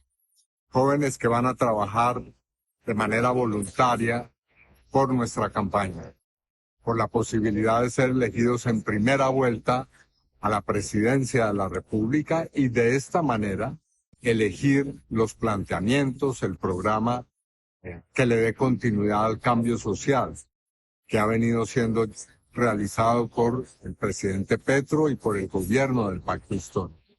Entonces yo saludo a los jóvenes. Me permito decirles que la participación en política es esencial en la vida de los seres humanos y desde temprano. Así que aliento a las y los jóvenes a que tengan una participación activa, consciente. Colectivos juveniles, asociaciones y simpatizantes de la propuesta política de Iván Cepeda pues se congregarán en el Parque Santander de Neiva hacia las 4 de la tarde en un acto en donde también habrá un componente artístico y la participación de distintos líderes de esta ciudad. Usted tiene más información de las elecciones 2026. María Camila. Estamos atentos a ese evento de Iván Cepeda, Belsi, gracias. Pero hacemos una pausa en la actividad de los candidatos a la presidencia y vámonos de una vez a la Plaza Caracol, porque Luis Eduardo Maldonado tiene invitada precisamente del Pacto Histórico. Luis Eduardo. En Plaza Caracol hablan los candidatos al Senado de la República. El turno hoy es para una boyacense, Aida Abella. Ha hecho 2 periodos en el Senado de la República y quiere repetir. ¿Por qué seguir en este dolor de cabeza de la política? Primero que todo porque tengo una consigna en todas mis elecciones: escuchar y actuar. No basta con escuchar a la gente, sus problemas, sus dificultades, sino hay que actuar frente a ellos. Segundo, porque yo creo que hay necesidad de reducir toda una serie de leyes que no sirven para nada. Tenemos leyes acumuladas por más de 1 millón y ningún país se puede manejar con todo eso. Tercero, porque hay que defender el agua. Muchas que no sirven. Que no sirven para nada, simplemente están ahí y porque siempre hay un parágrafo en todas las leyes que dice se derogan las leyes que les sean contrarias y ninguna ley es contraria, siguen activas. Esto es un horror porque encontramos una serie de problemas para solucionar los problemas. Tercero, porque el agua debe ser algo fundamental en la defensa. Defendemos los páramos en todo el departamento de Boyacá, pero también en el Valle del Cauca, en el Tolima, etcétera. Igualmente defendemos las ciénagas, los lagos, las lagunas, especialmente en Boyacá el lago de Tota, pero también la laguna que tenemos allá en Nariño, pero igual todas las ciénagas que se encuentran en el Caribe, los humedales, los ríos y también el mar. El mar es importantísimo. ¿Por qué? Es la frontera más grande que tenemos los colombianos, tanto en el Pacífico como en el Atlántico. Y esto debemos nosotros conservarlo y ayudar a que el mar sea un hecho productivo. Habla usted de leyes que no sirven y de leyes que sirven. Una ley que vaya a impulsar y que sea buena. Esa, por ejemplo, la ley que protege las ciénagas, los humedales y todo lo que tiene que ver con el agua. A mí me parece que es fundamental. Sin agua no hay vida. Y por eso muchas veces nos encontramos con factores de la minería que están, por ejemplo, socavando en el departamento de La Guajira cañaverales, que es un manantial enorme donde querían hacer una explotación de carbón a cielo abierto. Y esto les quitaba el agua a buena parte de un sector de La Guajira. Candidata, la escuché hablando, o la noté preocupada, mejor, por el sueldo del presidente. Hay gente que gana más que el presidente en Colombia. ¿Cómo es eso de las notarías? Muchísimos. No solamente las notarías, yo he presentado un proyecto que se llama la ley de los megasalarios. Nadie podrá ganar por encima del presidente de la República, incluyendo gastos de representación, primas especiales, porque ustedes saben que hay algunos que tienen 5 tarjetas abiertas en las cámaras de comercio, en algunas otras entidades, e incluso en las cajas de compensación, que están dedicadas a administrar el subsidio de los niños, el subsidio, además también un poquito de los jóvenes, y yo creo que eso merece respeto. No podemos tener gerentes de esos espacios ganándose 120, 130 millones mensuales, mientras ahí mismo hay trabajadores que no estaban ganando ni siquiera el salario mínimo. Claro, pero usted me hablaba de una novedad y es que la plática no se quede en las notarías, porque entra mucho la plata. Los notarios, por ejemplo, en Bogotá hay notarios que se ganan entre 500 y 1.000 millones mensuales. ¿Esto qué es? Pues ellos se quedan con una parte del salario y entonces va al régimen de los empleados públicos, ellos ganarían un salario y el resto de la plata al presupuesto nacional. ¿Para qué? Para la educación, para la salud, para decirle a los ancianos que no solamente tendrán 230.000 pesos en las pensiones, en su bono pensional, sobre todo los campesinos. Nosotros tenemos más de 3 millones de campesinos que están entre los 65 y más años y no tienen nada. ¿Cómo así? Que ellos no trabajaron y no cotizaron, sí, porque hubo gobiernos que impidieron eso y que prácticamente no les interesaba. Aquí los únicos que les interesaba eran los que tenían cotización y eso no es posible. Bueno, interesantes propuestas que ustedes pueden escuchar, pueden analizar a la candidata que quiere repetir en el Senado de la República. 30 segundos a sus electores, a los colombianos. ¿Por qué votar por Aída Abella? Primero, porque nosotros somos y estamos siempre en la vocería de los sectores más desprotegidos, trabajadores, vendedores ambulantes, las mujeres, los campesinos, y porque hay necesidad de escucharlos, pero no solamente ahí, sino de plasmar algunas normas que tengan incidencia desde La Guajira hasta el Amazonas, desde Arauca hasta el Chocó. No leyes basura, leyes que no sirven para nada, leyes que solamente pues ahí para figurar. Eso no es posible. Y segundo, porque estamos en una lista que ya tuvo una consulta. Nosotros ya fuimos escogidos en una consulta, quedé en 7º lugar. Eso no interesa, pero tenemos una lista cerrada. Muy bien, las propuestas de Aída Abella, aspirante al Senado de la República, por el pacto histórico, y estuvo acá, en Plaza Caracol. Luis Eduardo, Aida Bella, candidata del Pacto Histórico, partido que precisamente hoy está a la expectativa de la reunión de la Sala Plena del Consejo Nacional Electoral que acaba de iniciar hace algunos minutos y donde se espera aborden la participación de Iván Cepeda en la consulta del Frente por la Vida que fue inscrita ayer ante la registraduría. ¿Cuáles son los posibles escenarios de hoy? Que la Sala Plena aborde el tema y decida de una vez, que los magistrados voten analizando jurídicamente su participación en la consulta previa del 26 de octubre, y el otro escenario es que no se tome una decisión y se envíe el expediente a uno de los despachos de los magistrados para que elabore una ponencia. Ese sería entonces el camino largo, pero mientras esperamos esa decisión vamos a hablar de esta reunión que se dio hoy entre Claudia López y Sergio Fajardo, un desayuno, en ese objetivo de la exalcaldesa de convencerlo para que se sume a la consulta de centro. Nos cuentan que la conversación fue amena para analizar escenarios, pero aún no hay decisión del candidato presidencial, que después del encuentro escribió esto: somos conscientes de la gran responsabilidad que tenemos por Colombia para ofrecer una alternativa superadora a los extremos. Cerramos una etapa y abrimos otra en la que habrá colaboración y respeto, serán los que guíen nuestro proceder. Seguimos hablando en los próximos días. Esta primera reunión, dice Fajardo, no era para tomar una decisión sobre mi participación en una tercera consulta. Y del centro nos vamos al Centro Democrático, a las primeras declaraciones que dio aquí en Noticias Caracol en Vivo la firma auditora chilena encargada de vigilar el proceso de elección de Paloma Valencia como candidata de ese partido y que ha sido fuertemente cuestionado por María Fernanda Cabal. El director de Kepler dijo aquí que se encargaron de revisar el total cerrado de votos, pero nunca, escuchen esto, nunca supieron de qué región del país provenían porque la dirección del partido decidió no entregarles dicha información. Precisamente eso fue lo que denunció hace días José Félix Laforí. Usted me acepta en esta entrevista que la auditoría de esta encuesta no tiene cómo saber cuántas personas votaron en el Valle del Cauca, cuántas personas votaron en Antioquia, cuántas personas votaron en La Guajira. ¿Esa información ustedes nunca la pidieron?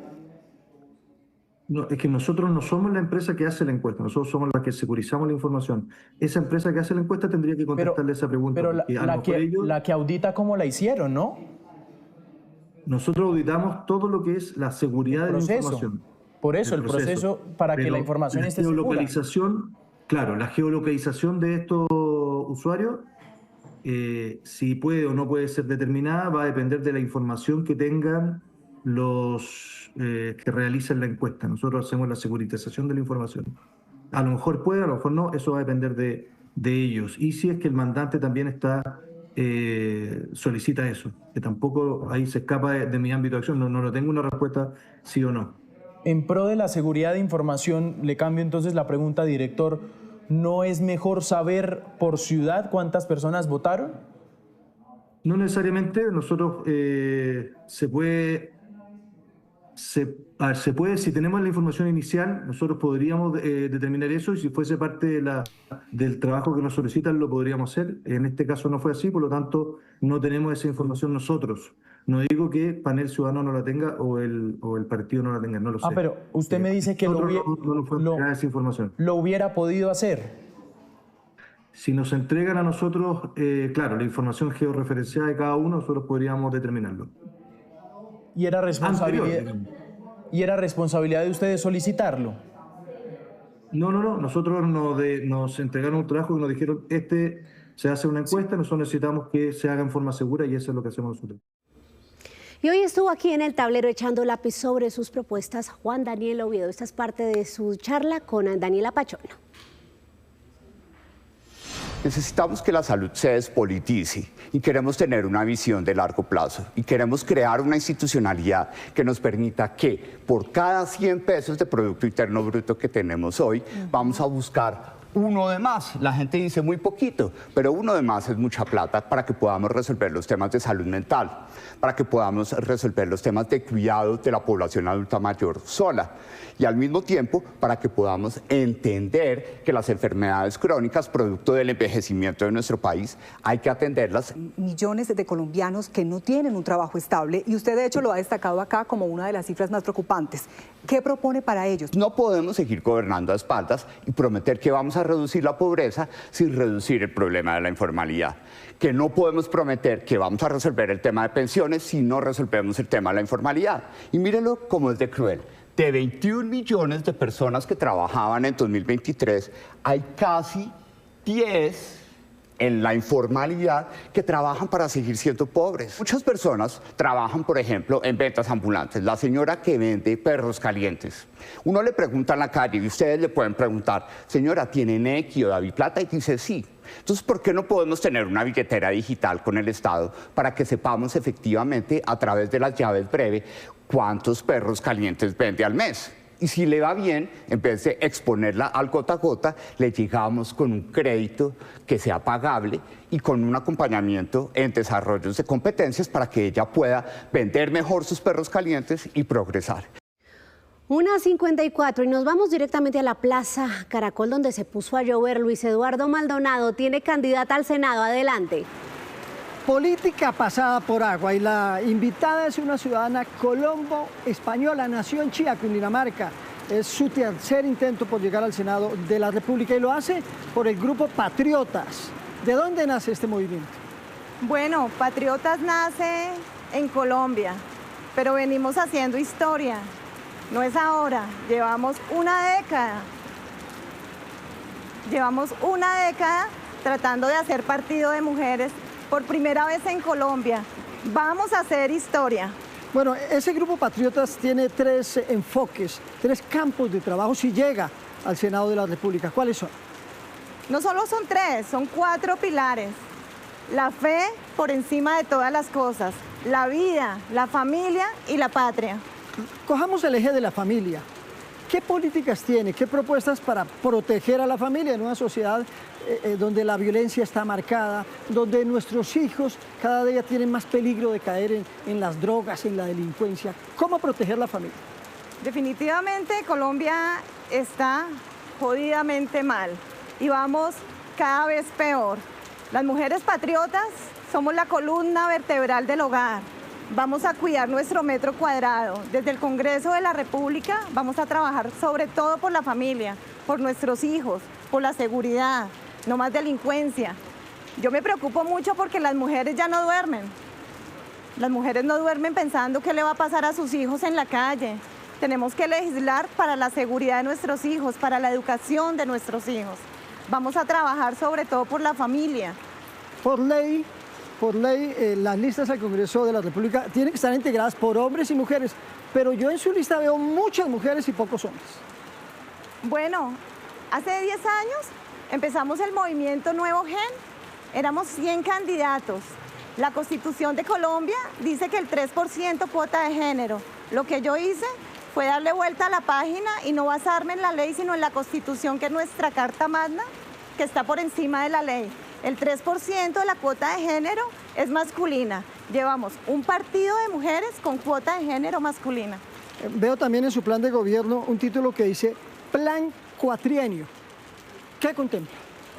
No es un plan de gobierno, va a ser nuestro proyecto de ley estrella. Nosotros no tenemos que apretarnos el cinturón. Colombia no tiene plata, nos van a dejar la olla raspada. Estamos con un déficit, con una deuda increíblemente grave para poder ejecutar proyectos sociales. El proyecto de ley cuatrenio es hacer esa sinergia con el gobierno nacional, el plan de gobierno nacional y el plan de gobierno local. Alcaldías y gobernaciones tienen que hacer más, hacer sinergia para que los planes de gobierno locales se adecúen a los planes de gobierno nacional. No va a ser fácil. Ahí tiene también que entrar una reforma política y esa es la verdadera emergencia, una verdadera reforma política. Estamos gastando plata en el Estado, Colombia no tiene plata. Acá tenemos que despertar a la gente, a la ciudad y a la ciudadanía. Patriotas es ese consenso de ciudad y ciudadanía. En el pilar de la vida, pensemos en nuestros niños, políticas de infancia, por ejemplo. Defender a nuestros hijos. La Fundación Firmes con las Mujeres, que es nuestra bandera, siempre los hijos tienen que ser la prioridad. Vamos a empezar desde el vientre. Hay que hacerle una reforma a esos proyectos de ley macabros que han votado los anteriores congresistas. vamos a darle vida a la democracia, vamos a defender la vida. Nancy Vergara, aspirante al Senado de la República por el grupo significativo Patriotas. Nancy, las cámaras de Plaza Caracol, la están viendo los colombianos. ¿Qué mensaje les envía para ganar votos? Porque ustedes están buscando votos. Nosotros no necesitamos ganar votos, nosotros necesitamos cambiar y transformar la política tradicional de cara al país, de frente al país. Patriotas, el primer partido de mujeres en Colombia y en el mundo. Pero ¿de dónde viene Patriotas? Patriotas viene, como tú lo decías, soy una mujer colombo-española, tengo raíces en el otro continente y allí la otra ola patriota se ha creado. Muy bien. Es Nancy Vergara, tercer intento por llegar al Congreso de la República y estuvo acá en Plaza Caracol. ¿Por qué es importante elegir a los congresistas? ¿Sabía usted que esta decisión puede influir en su vida diaria? Pues son ellos los que deciden lo que se refleja en su día a día. Si hoy paga más o menos impuestos, si hay cambios en la educación pública, si se discuten leyes de salud, pensiones o empleo, quienes votan son los congresistas que usted elige. El Senado de la República y la Cámara de Representantes aprueban las leyes que aplican para todo el país. Tanto Senado como Cámara vigilan al gobierno frente a las decisiones que afectan a la ciudadanía. Por eso, cuando usted vota en las elecciones al Congreso, está decidiendo cuánto paga, cómo se educan sus hijos, cómo funciona el sistema de salud y qué oportunidades hay en su región, entre muchas otras cosas. Votar no es solo un derecho, es una forma de decidir cómo quiere usted vivir los próximos 4 años. La fundamental labor del Congreso de la República, por eso no deje que otros elijan por usted. Hasta aquí el radar de la política, vamos a un corte comercial y ya regresamos con más. 2 de la tarde, 7 minutos. Gracias por continuar con nosotros. No terminan las dificultades para los afiliados a la nueva EPS. La entidad de salud más grande del país hoy vive una crisis sin precedentes que tiene a miles de pacientes crónicos y con enfermedades huérfanas en situación de desesperación y riesgo. Esperar hasta el 2027 que se solucione. Fórmula por fórmula, pendiente por pendiente, pegados en la entrada principal de la sede administrativa San Cayetano de la nueva EPS. Cada documento fue llevado por pacientes, cuidadores y familiares que ya no resisten más. Detrás de cada medicamento o cita pendiente hay familias que enfrentan a diario enfermedades huérfanas y de alto costo, sin respuestas ni soluciones por parte de la nueva EPS. Es el caso de María y su hijo en condición de discapacidad. Desde el transcurso del año 2025 ha sido una odisea para que la nueva EPS le entregue medicamentos, insumos al niño.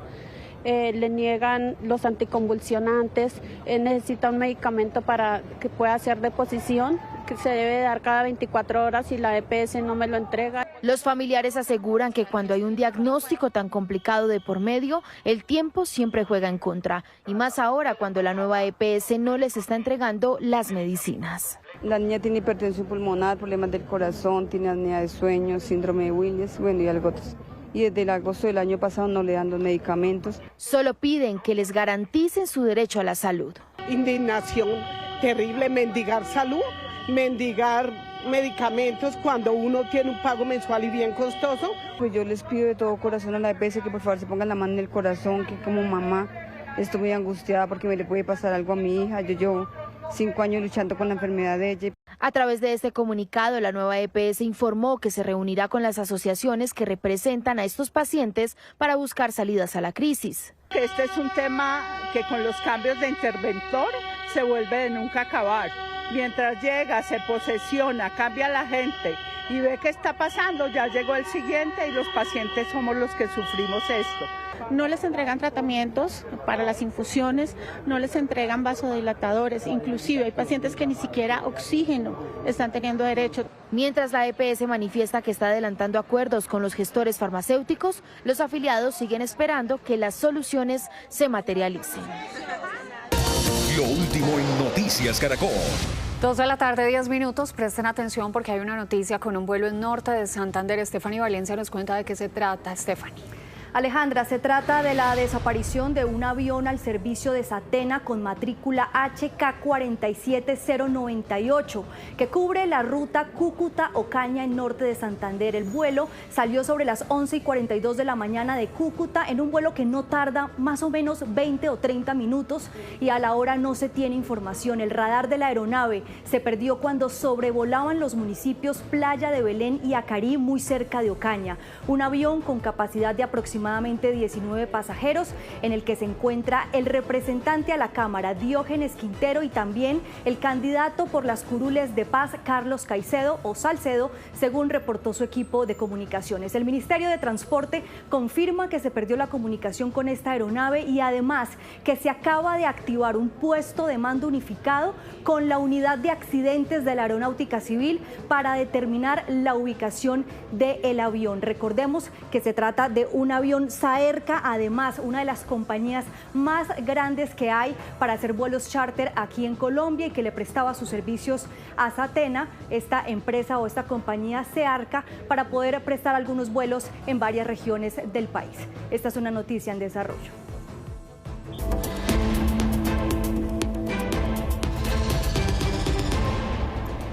Dos agentes de inmigración involucrados en el tiroteo en el que perdió la vida el enfermero Alex Pretty en Minneapolis fueron suspendidos. Un portavoz de la Oficina de Aduanas y Protección Fronteriza de Estados Unidos, CBP, confirmó que los dos fueron puestos en licencia administrativa, según el procedimiento habitual. Pretty recibió varios disparos tras ser inmovilizado en el suelo por varios agentes durante protestas por los operativos de ICE. La indignación causada por su muerte ha forzado al gobierno Trump a tomar acciones para reducir la represión. También en Minneapolis, la congresista demócrata Ilhan Omar fue blanco de una insólita agresión durante una reunión sobre los ataques a los inmigrantes. Un hombre le lanzó un líquido desconocido. El sujeto se levantó de su asiento, se le acercó en forma amenazante y expulsó el contenido de una jeringa en el torso de la representante de Minnesota, que además es de origen somalí. El personal de seguridad se abalanzó sobre el individuo, que permanece bajo custodia y fue acusado de agresión en tercer grado. A 42 ascendió el balance de víctimas mortales del paso de la potente tormenta invernal Fern por Estados Unidos. Gran parte del país, desde Texas hasta Nueva Inglaterra, sigue enfrentando temperaturas congelantes, carreteras cubiertas de hielo y condiciones de alto riesgo. Más de 20 estados permanecen bajo alerta y unos 500.000 hogares y negocios continúan sin electricidad. En Florida, aunque no hay nieve, el frío extremo también mantiene alertas activas en varias zonas. El gigante tecnológico Amazon anunció el despido de 16.000 empleados, el segundo gran recorte en apenas 3 meses. Según la compañía, la medida forma parte de un proceso de reestructuración para reducir la burocracia y acelerar el uso de inteligencia artificial. Este nuevo ajuste, tras otros 14.000 despidos en octubre, representa la mayor reducción de personal en su historia. Amazon tiene alrededor de 1,5 millones de empleados en todo el mundo, de los cuales 350.000 ocupan puestos corporativos. El primer ministro británico Keir Starmer viajó a China, siguiendo los pasos de su homólogo canadiense, que también viajó a Pekín hace unos días. Buscan alternativas a las amenazas arancelarias del ahora distante aliado, Estados Unidos. Para entender más, preguntamos a nuestra analista, María Teresa Aria. Teresita, ¿cómo entender estas aproximaciones a la China? Buenas tardes. Durante su primer año en el gobierno, el presidente Trump se ha enfocado en políticas diseñadas para hacer de Estados Unidos un país grande otra vez, políticas MAGA. Y para hacerlo, se ha enfrentado no solamente a países con los que Estados Unidos tiene una relación de tensión, como pueden ser China o Irán, sino también a sus amigos y aliados más cercanos, como son los europeos y los canadienses, quienes después de un primer momento de shock han reaccionado de manera pragmática y buscando alternativas. En ese sentido, vemos a una Unión Europea, por ejemplo, que firmó en días pasados un acuerdo comercial con la India, el país más poblado del mundo, un mercado muy grande y muy importante. En los productos de la India reciben una rebaja del 90% en los aranceles en la Unión Europea, incluidos los textiles, mientras que la India le quita el arancel a cerca del 96% de los productos que vienen de la Unión Europea y sobre todo le rebaja a los automóviles que vienen de la Unión Europea los aranceles de 110 a 10%. Muy importante para ambos países. Y no se quedan atrás países como Canadá, un aliado importante de Estados Unidos, quienes en días pasados viajaron a China y firmaron un acuerdo de libre comercio con China, en el cual los automóviles eléctricos de la China pueden entrar a Canadá casi sin aranceles y China se compromete a importar grandes cantidades de canola. Esto es clave para un país exportador de granos y gran productor de granos en el mundo. Y, por último, no se puede quedar atrás el Reino Unido. Sir Keir Starmer, primer ministro del Reino Unido, viajó esta mañana a la China también, buscando acuerdos con este país, acuerdos que sean del interés nacional del Reino Unido y que sirvan para balancear los aranceles con los que amenaza Trump a estos países. Ahora, estas alternativas, les cuento, son importantes para la Unión Europea, Reino Unido y Canadá, pero pueden no ser del todo amigas o que le gusten al presidente Trump. Lo último en Noticias Caracol. A las 2 de la tarde, 36 minutos, volvemos con la noticia sobre la aeronave con la que se perdió comunicación mientras cubría la ruta Cúcuta-Ocaña. Stephanie Valencia, ¿qué nuevos detalles se conocen? Ana Milena, mira, esta aeronave ya lleva más de 2 horas desaparecida. Debía haber aterrizado sobre las 12:05 del mediodía en Ocaña, en un vuelo que despegó desde Cúcuta, en norte de Santander, y que no tarda más de 30 minutos. El radar del avión se perdió cuando sobrevolaban los municipios Playa de Belén y Acarí, muy cerca de su destino. El Ministerio de Transporte confirma que se perdió la comunicación del avión con matrícula HK4709, una aeronave de la empresa Searca, que es una de las compañías de vuelo charter más grande que tiene Colombia y que bajo convenio con Satena pues contrataban algunas de estas rutas. Van a bordo, según la ministra, 13 pasajeros y 2 tripulantes, entre los que se encuentran el representante a la Cámara Diógenes Quintero y el candidato por las curules de paz Carlos Salcedo, según reportó su equipo de comunicaciones. Acaba de activarse un puesto de mando unificado con la Unidad de Accidentes de la Aeronáutica Civil para determinar la ubicación exacta del avión, y a esta hora, escuchen ustedes, sale un comunicado oficial de la empresa Satena. Voy a leérselos a continuación. La aerolínea de los colombianos informa a la opinión pública que el vuelo NSE 8849 que cubría la ruta Cúcuta-Ocaña, que despegó sobre las 11:42 de la mañana y tenía previsto su aterrizaje alrededor de las 12:05 p.m., reportó su último contacto con el control de tráfico aéreo a las 11:54 de la mañana de hoy, 28 de enero. La aeronave, un Beechcraft 1900 de matrícula HK4709, operado por la empresa Searca, transporta 13 pasajeros y 2 tripulantes. Desde Satena se han activado todos los recursos disponibles en articulación con el Centro de Comando y Control de la Fuerza Aeroespacial Colombiana y también la Dirección Técnica y de Investigación de Accidentes de la Aeronáutica Civil para adelantar las labores de ubicación de la aeronave. Asimismo, escuchen ustedes, dispusieron de una línea telefónica 601-909-3333 para que todos los familiares de las personas que se encontraban a bordo puedan recibir información oficial. Repetimos la línea 601-909-3333. Estefanía, habla entonces Satena de último contacto a las 11 de la mañana, 54 minutos. Regresamos con usted ante cualquier novedad, 2:38. En entrevista con Noticias Caracol, el exdirector de planeación del actual gobierno, Jorge Iván González, aseguró que el decreto de emergencia económica no tiene justificación y criticó la forma en la que esta administración ha manejado el gasto público. Después de las operaciones que hizo Crédito Público, Cuello se bajó 98 billones, pero 98 billones de servicio de la deuda es un monto altísimo que ya todos lo sabíamos, ahí estaba, entonces no es un hecho sobreviviente. si ya estos eran temas coyunturales que se conocían, que se habían evaluado, que se pusieron en el Plan Nacional de Desarrollo, ¿por qué este gobierno no ha avanzado en lo que debería avanzar? Porque entendemos que no se puede solucionar todo en un solo gobierno. Estaban precisados muchos de estos problemas, pero había conciencia de que no se podían resolver de un momento a otro. Eso me parece que era absolutamente claro. Por eso para mí es tan evidente que lo que se está presentando como hechos sobrevinientes no son sobrevinientes. Y creo que el plan de desarrollo tiene muchos de estos elementos para transformarlos, pero de manera progresiva. Claro, pero exdirector, ¿por qué este gobierno no ha avanzado en esa hoja de ruta lo suficiente como para hoy no tener que argumentarlo en una emergencia económica? Sí, el gobierno ha descuidado el plan de desarrollo. Es una de las preocupaciones que yo he manifestado varias veces.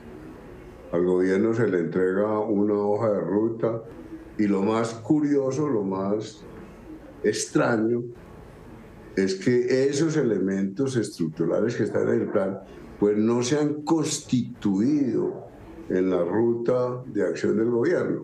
Esos elementos centrales del plan han sido sencillamente despreciados o han sido descuidados por el gobierno. Es una paradoja que yo no entiendo. Usted tiene un plan construido de manera colectiva, con todos los elementos, con unos diagnósticos, retomamos todos los temas de La Habana, retomamos todos los acuerdos que allí se hicieron en la reforma rural integral, la transición energética, todo. Pero eso no se ha constituido en elementos de la política pública de este gobierno.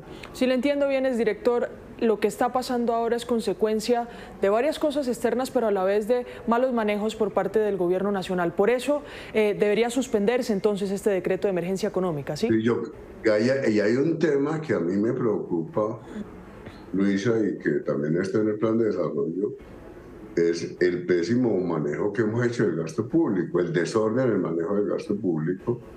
Yo creo que nosotros insistimos muchísimo en los impuestos. En general en los debates se habla mucho de los impuestos y de los tributos. Pero un tema que nosotros deberíamos mirar como país es el tema del manejo del gasto público, cómo logramos que haya concurrencia de recursos, que haya programas estratégicos. En el plan de desarrollo se aprobó un artículo que a mí me parece una maravilla, que es el presupuesto por programa. Hagamos presupuestos sobre grandes programas de desarrollo, no desperdiciemos los recursos. Ese tema me parece que es fundamental y que deberíamos darle mucha más importancia, porque uno podría decir, desde el punto de vista de recursos, tenemos dificultades, pero también tenemos un montón de plata que gastamos muy mal. 2:42 p.m. Los invitamos a sacar su celular y a escanear el código QR que está apareciendo en la pantalla para que así se conecten con nuestros temas digitales de hoy. Les contamos las fechas ya establecidas para inscribirse y presentar las pruebas Saber Pro y TEINT del primer semestre del año. Toda la información la van a encontrar en nuestras plataformas. Nos pueden buscar como @noticias Caracol en X, en Instagram, en Facebook, en YouTube y en TikTok. Nueva pausa y al regresar más detalles de el avión siniestrado en norte de Santander. Ya volvemos. En desarrollo en Noticias Caracol.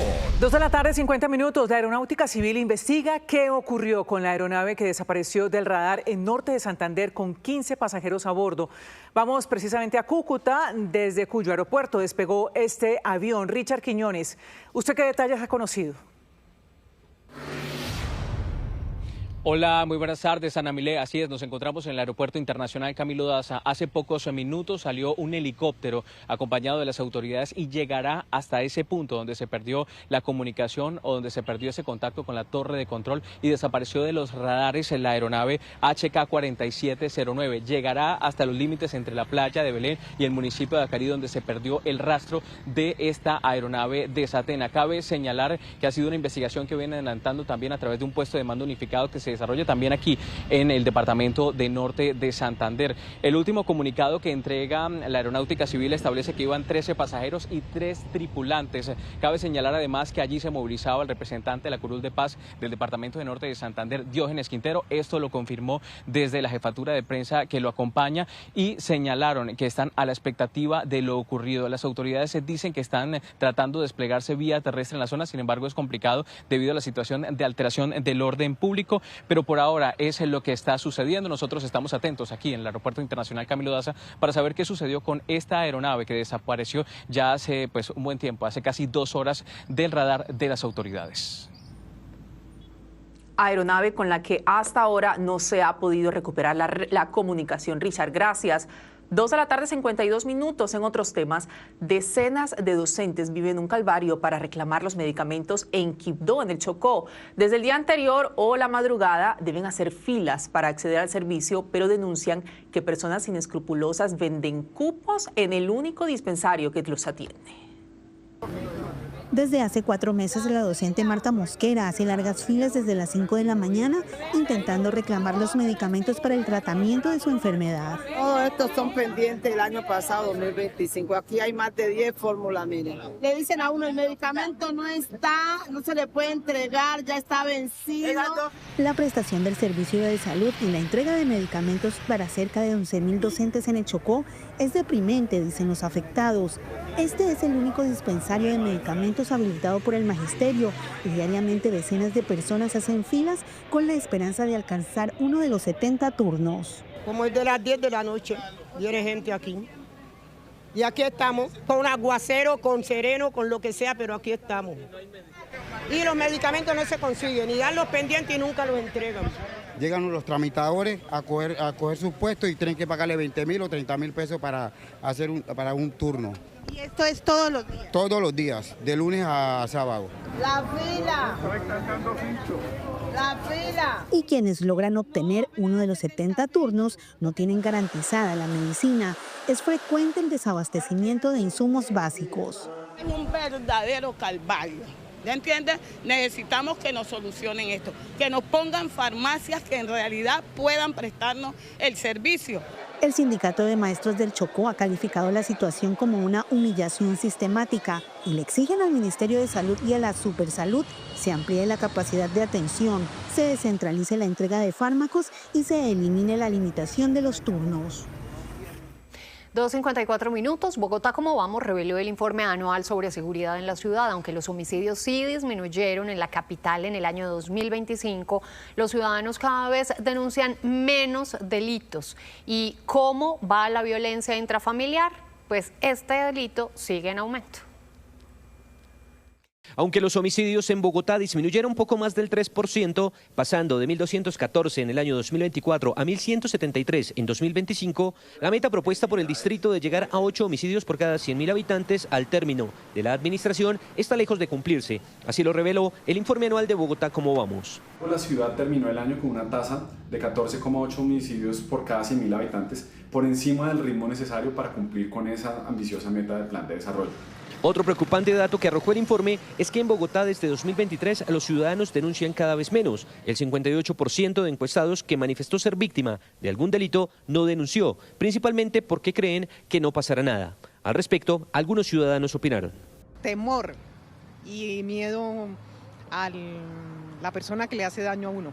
Gasta uno el día en ir a poner alguna denuncia, ya sea la fiscalía o donde sea. Que las personas no están denunciando y simple y llanamente están demostrando con ello la falta de credibilidad en el sistema judicial colombiano y en la falta de capacidad de las autoridades para atacar formalmente los delitos en nuestro terreno. El distrito sigue defendiendo su política de seguridad. En el año 2025, la única ciudad que disminuyó homicidios en tasa fue Bogotá. En el Cabildo Distrital, algunos concejales con cifras en mano y en medio de un intenso debate lanzaron fuertes cuestionamientos a la alcaldía por la compleja situación de seguridad en la capital del país. Bogotá tiene una crisis de seguridad que se da por la operación de por lo menos 205 estructuras criminales, estructuras cada vez más fuertes. Desde el 2023 hasta el 2025 hemos tenido más de 6.200 ciudadanos valientes que se han atrevido a denunciar que han sido víctimas de extorsión, pero sin duda este es un fenómeno al que desde el gobierno distrital hay que prestar mucha mayor atención. Hemos tomado una buena ruta, estamos dando los resultados para crear una base sostenible. La violencia intrafamiliar es el delito con mayor número de denuncias. En total se registraron 48.816 casos en 2025. Alrededor de 1.000 campesinos de diferentes veredas y corregimientos del Valle del Cauca llegaron a Cali para reunirse con la gobernadora y hablar de nuevos proyectos que fortalecerán la comercialización de productos agrícolas. Por primera vez se cultivará papa en el departamento. 56 organizaciones de 28 municipios del departamento participaron del conversatorio campesino Soberanía Alimentaria en el Paraíso de Todos, donde la gobernadora del Valle anunció nuevos cultivos y oportunidades para los campesinos. Vamos a sembrar papa. Aquí no se sembraba papa, siempre se traía el 96% de nuestra papa es externa. Entonces vamos a fortalecer en Barragán. Este programa tiene como objetivo mejorar la calidad de vida de los campesinos y promover el amor por la tierra en los niños y jóvenes de la zona rural. Preescolar, se les da las importancias, qué es lo bueno del campo, cuáles son sus ventajas, qué puedes obtener de él, y también se inculca que el campo no es solo pobreza ni nada de eso, el campo es una de las mayores empresas del país. Lo que hacemos es que nuestros jóvenes conozcan las bondades del campo, quieran permanecer y hacer vida a través de nuestro campo de Vallecaucano con la industrialización. Para los papás que trabajan en los cultivos, estas estrategias son un apoyo en la crianza. Aseguran que el trabajo en el campo evita que lleguen a entornos violentos. Los tiene uno más segurito en el trabajo porque hoy en día hay mucha delincuencia, entonces me da más miedo que se me abran y que se metan a la delincuencia, no me gusta, entonces es mejor en el campo. Para este 2026 se espera impulsar la soberanía alimentaria, fortalecer el desarrollo productivo rural y consolidar el trabajo de las asociaciones campesinas con garantías de sostenibilidad y permanencia en el territorio. Y Puerto Antioquia está a solo unos detalles para empezar su operación en la subregión de Urabá. En las últimas horas blindaron el proyecto de posibles entradas de narcotráfico. Puerto Antioquia empieza a encender motores con anclas bien puestas. Antes de su puesta en funcionamiento y de abrir sus muelles al mundo, firmó un convenio con la Dirección Antinarcóticos de la Policía para cerrarle el paso al narcotráfico y garantizar que el comercio exterior navegue por aguas transparentes y seguras. Y lo que buscamos es poder blindar esa cadena logística, que nuestros empresarios se sientan seguros y poder sacar los productos por este puerto. Autoridades advierten que grupos criminales ven a Puerto Antioquia como una posibilidad de expansión ilícita y esto es precisamente lo que quieren frenar. Todos los días siempre pensando en cómo blindarnos, cómo evitar que las organizaciones criminales puedan contaminar esas cargas lícitas, esos productos que se exportan a otros países del mundo. Adicional a esto, en los últimos días el proyecto finalizó su cuarta prueba con un buque para garantizar excelencia en temas de logística y seguridad. Es la transición de una operación portuaria tradicional de fondeo a una operación estructurada con un puerto de comercio exterior, que se convierte en el eje logístico principal del país para el comercio exterior y dinamiza la economía local y regional. Noticias Caracol conoció que Puerto Antioquia está a una firma del Ministerio de Transporte para iniciar funcionamiento formalmente. Eso podría darse en los próximos días. Recordemos que la obra acortará más de 340 kilómetros para envíos desde Bogotá a la costa atlántica. el Castillo Meta es la inundación a causa del desbordamiento del río Cumaral, que tiene afectadas o aisladas a 16 veredas con el resto del casco del municipio, porque un tramo de más de 100 metros de la vía, la única de acceso que tiene estas veredas, está totalmente inundado. Es por eso que son más de 2.000 campesinos los que están damnificados, porque no pueden sacar sus productos y también tienen que arriesgar sus vidas para transitar por el tramo de la vía que está inundada. También dicen que son más de 100 hectáreas de cultivos que están arrasados por las aguas y denuncian que ni el gobierno municipal ni el gobierno departamental hacen obras de mitigación concretas para evitar estas inundaciones. A esta hora es noticia las investigaciones que adelantan las autoridades en el Atlántico por las amenazas con fines extorsivos contra el alcalde del municipio de Sabana Grande, Darwin Rosales. El mandatario solicitó la intervención de la Unidad Nacional de Protección UNP para garantizar su vida y la de su familia. Denunció que a través de llamadas y mensajes lo vienen extorsionando y que desconoce si se trata de alguna organización delincuencial. En el municipio se aumentó el pie de fuerza. El ejército patrulla las calles ante las extorsiones que se han incrementado en los últimos meses. A esta hora en Noticia en Santa Marta, el incremento en 200 pesos en las tarifas en el servicio público de buses urbanos en todo el distrito de Santa Marta. De acuerdo al decreto 023 del año 2026 emanado por la Alcaldía Distrital y la Secretaría de Movilidad, los pasajeros pasarán de pagar de 2.750 pesos a 2.950 pesos por cada pasaje en lo que compete a los buses sin aire acondicionado. En lo que respecta a los buses climatizados, pagarán de pasar de 2.950 pesos a 3.050 pesos. Estos nuevos precios corresponden al nuevo incremento en el IPC de la canasta familiar. A esta hora, el Cuerpo de Bomberos Voluntarios de Valledupar atiende un incendio forestal en el sector de Las Palmas, el cual ha sido difícil de controlar debido a la resequedad de la vegetación y al viento que genera la fácil propagación de las llamas. Anoche varios conductores grabaron con sus celulares el cordón de fuego que se aprecia desde la carretera que comunica la capital del Cesar con el municipio de Bosconia.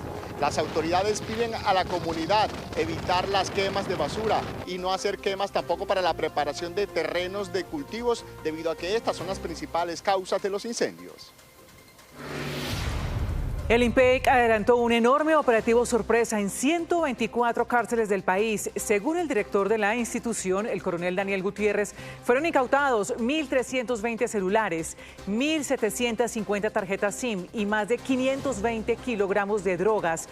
En la operación participaron cerca de 3.900 funcionarios del INPEC y, de acuerdo con la entidad, el operativo permitió golpear las economías ilegales y a las estructuras criminales que delinquen desde las cárceles. 3 de la tarde, 21 minutos, llegó el momento de los colombianos que hacen historia. En Barranquilla, un defensor ambiental convirtió los árboles en una causa, la educación en una herramienta y la conciencia ecológica en un propósito de vida. Está en la búsqueda de devolverle un espacio a la naturaleza. Hola, mi nombre es Luis Gabriel Ahumada y esta es mi historia. Luis Gabriel Ahumada es analista ambiental con más de 20 años de experiencia, instructor del SENA y creador de la Fundación Revive tu Tierra. Ahora lidera la Ecorruta del Árbol, que busca su protección y conservación. Este árbol es de refugio y fuente de alimento para la fauna tropical, sobre todo en esta zona de la región andina, especialmente en Colombia. ¿Cómo nace esta idea de la ruta de protección de los árboles? Esta idea nace más que todo por una problemática que existe no solamente en la ciudad de Barranquilla, donde realmente hay una tala indiscriminada de los árboles, hay contaminación de los árboles. Luis Gabriel ha vinculado a centenares de estudiantes de varios colegios de la ciudad, a quienes enseña la importancia de una buena conexión con los árboles.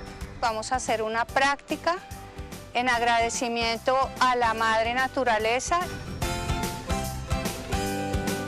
Que ellos nos ayudan a respirar, nos proveen un aire puro y limpio en vez de uno contaminado.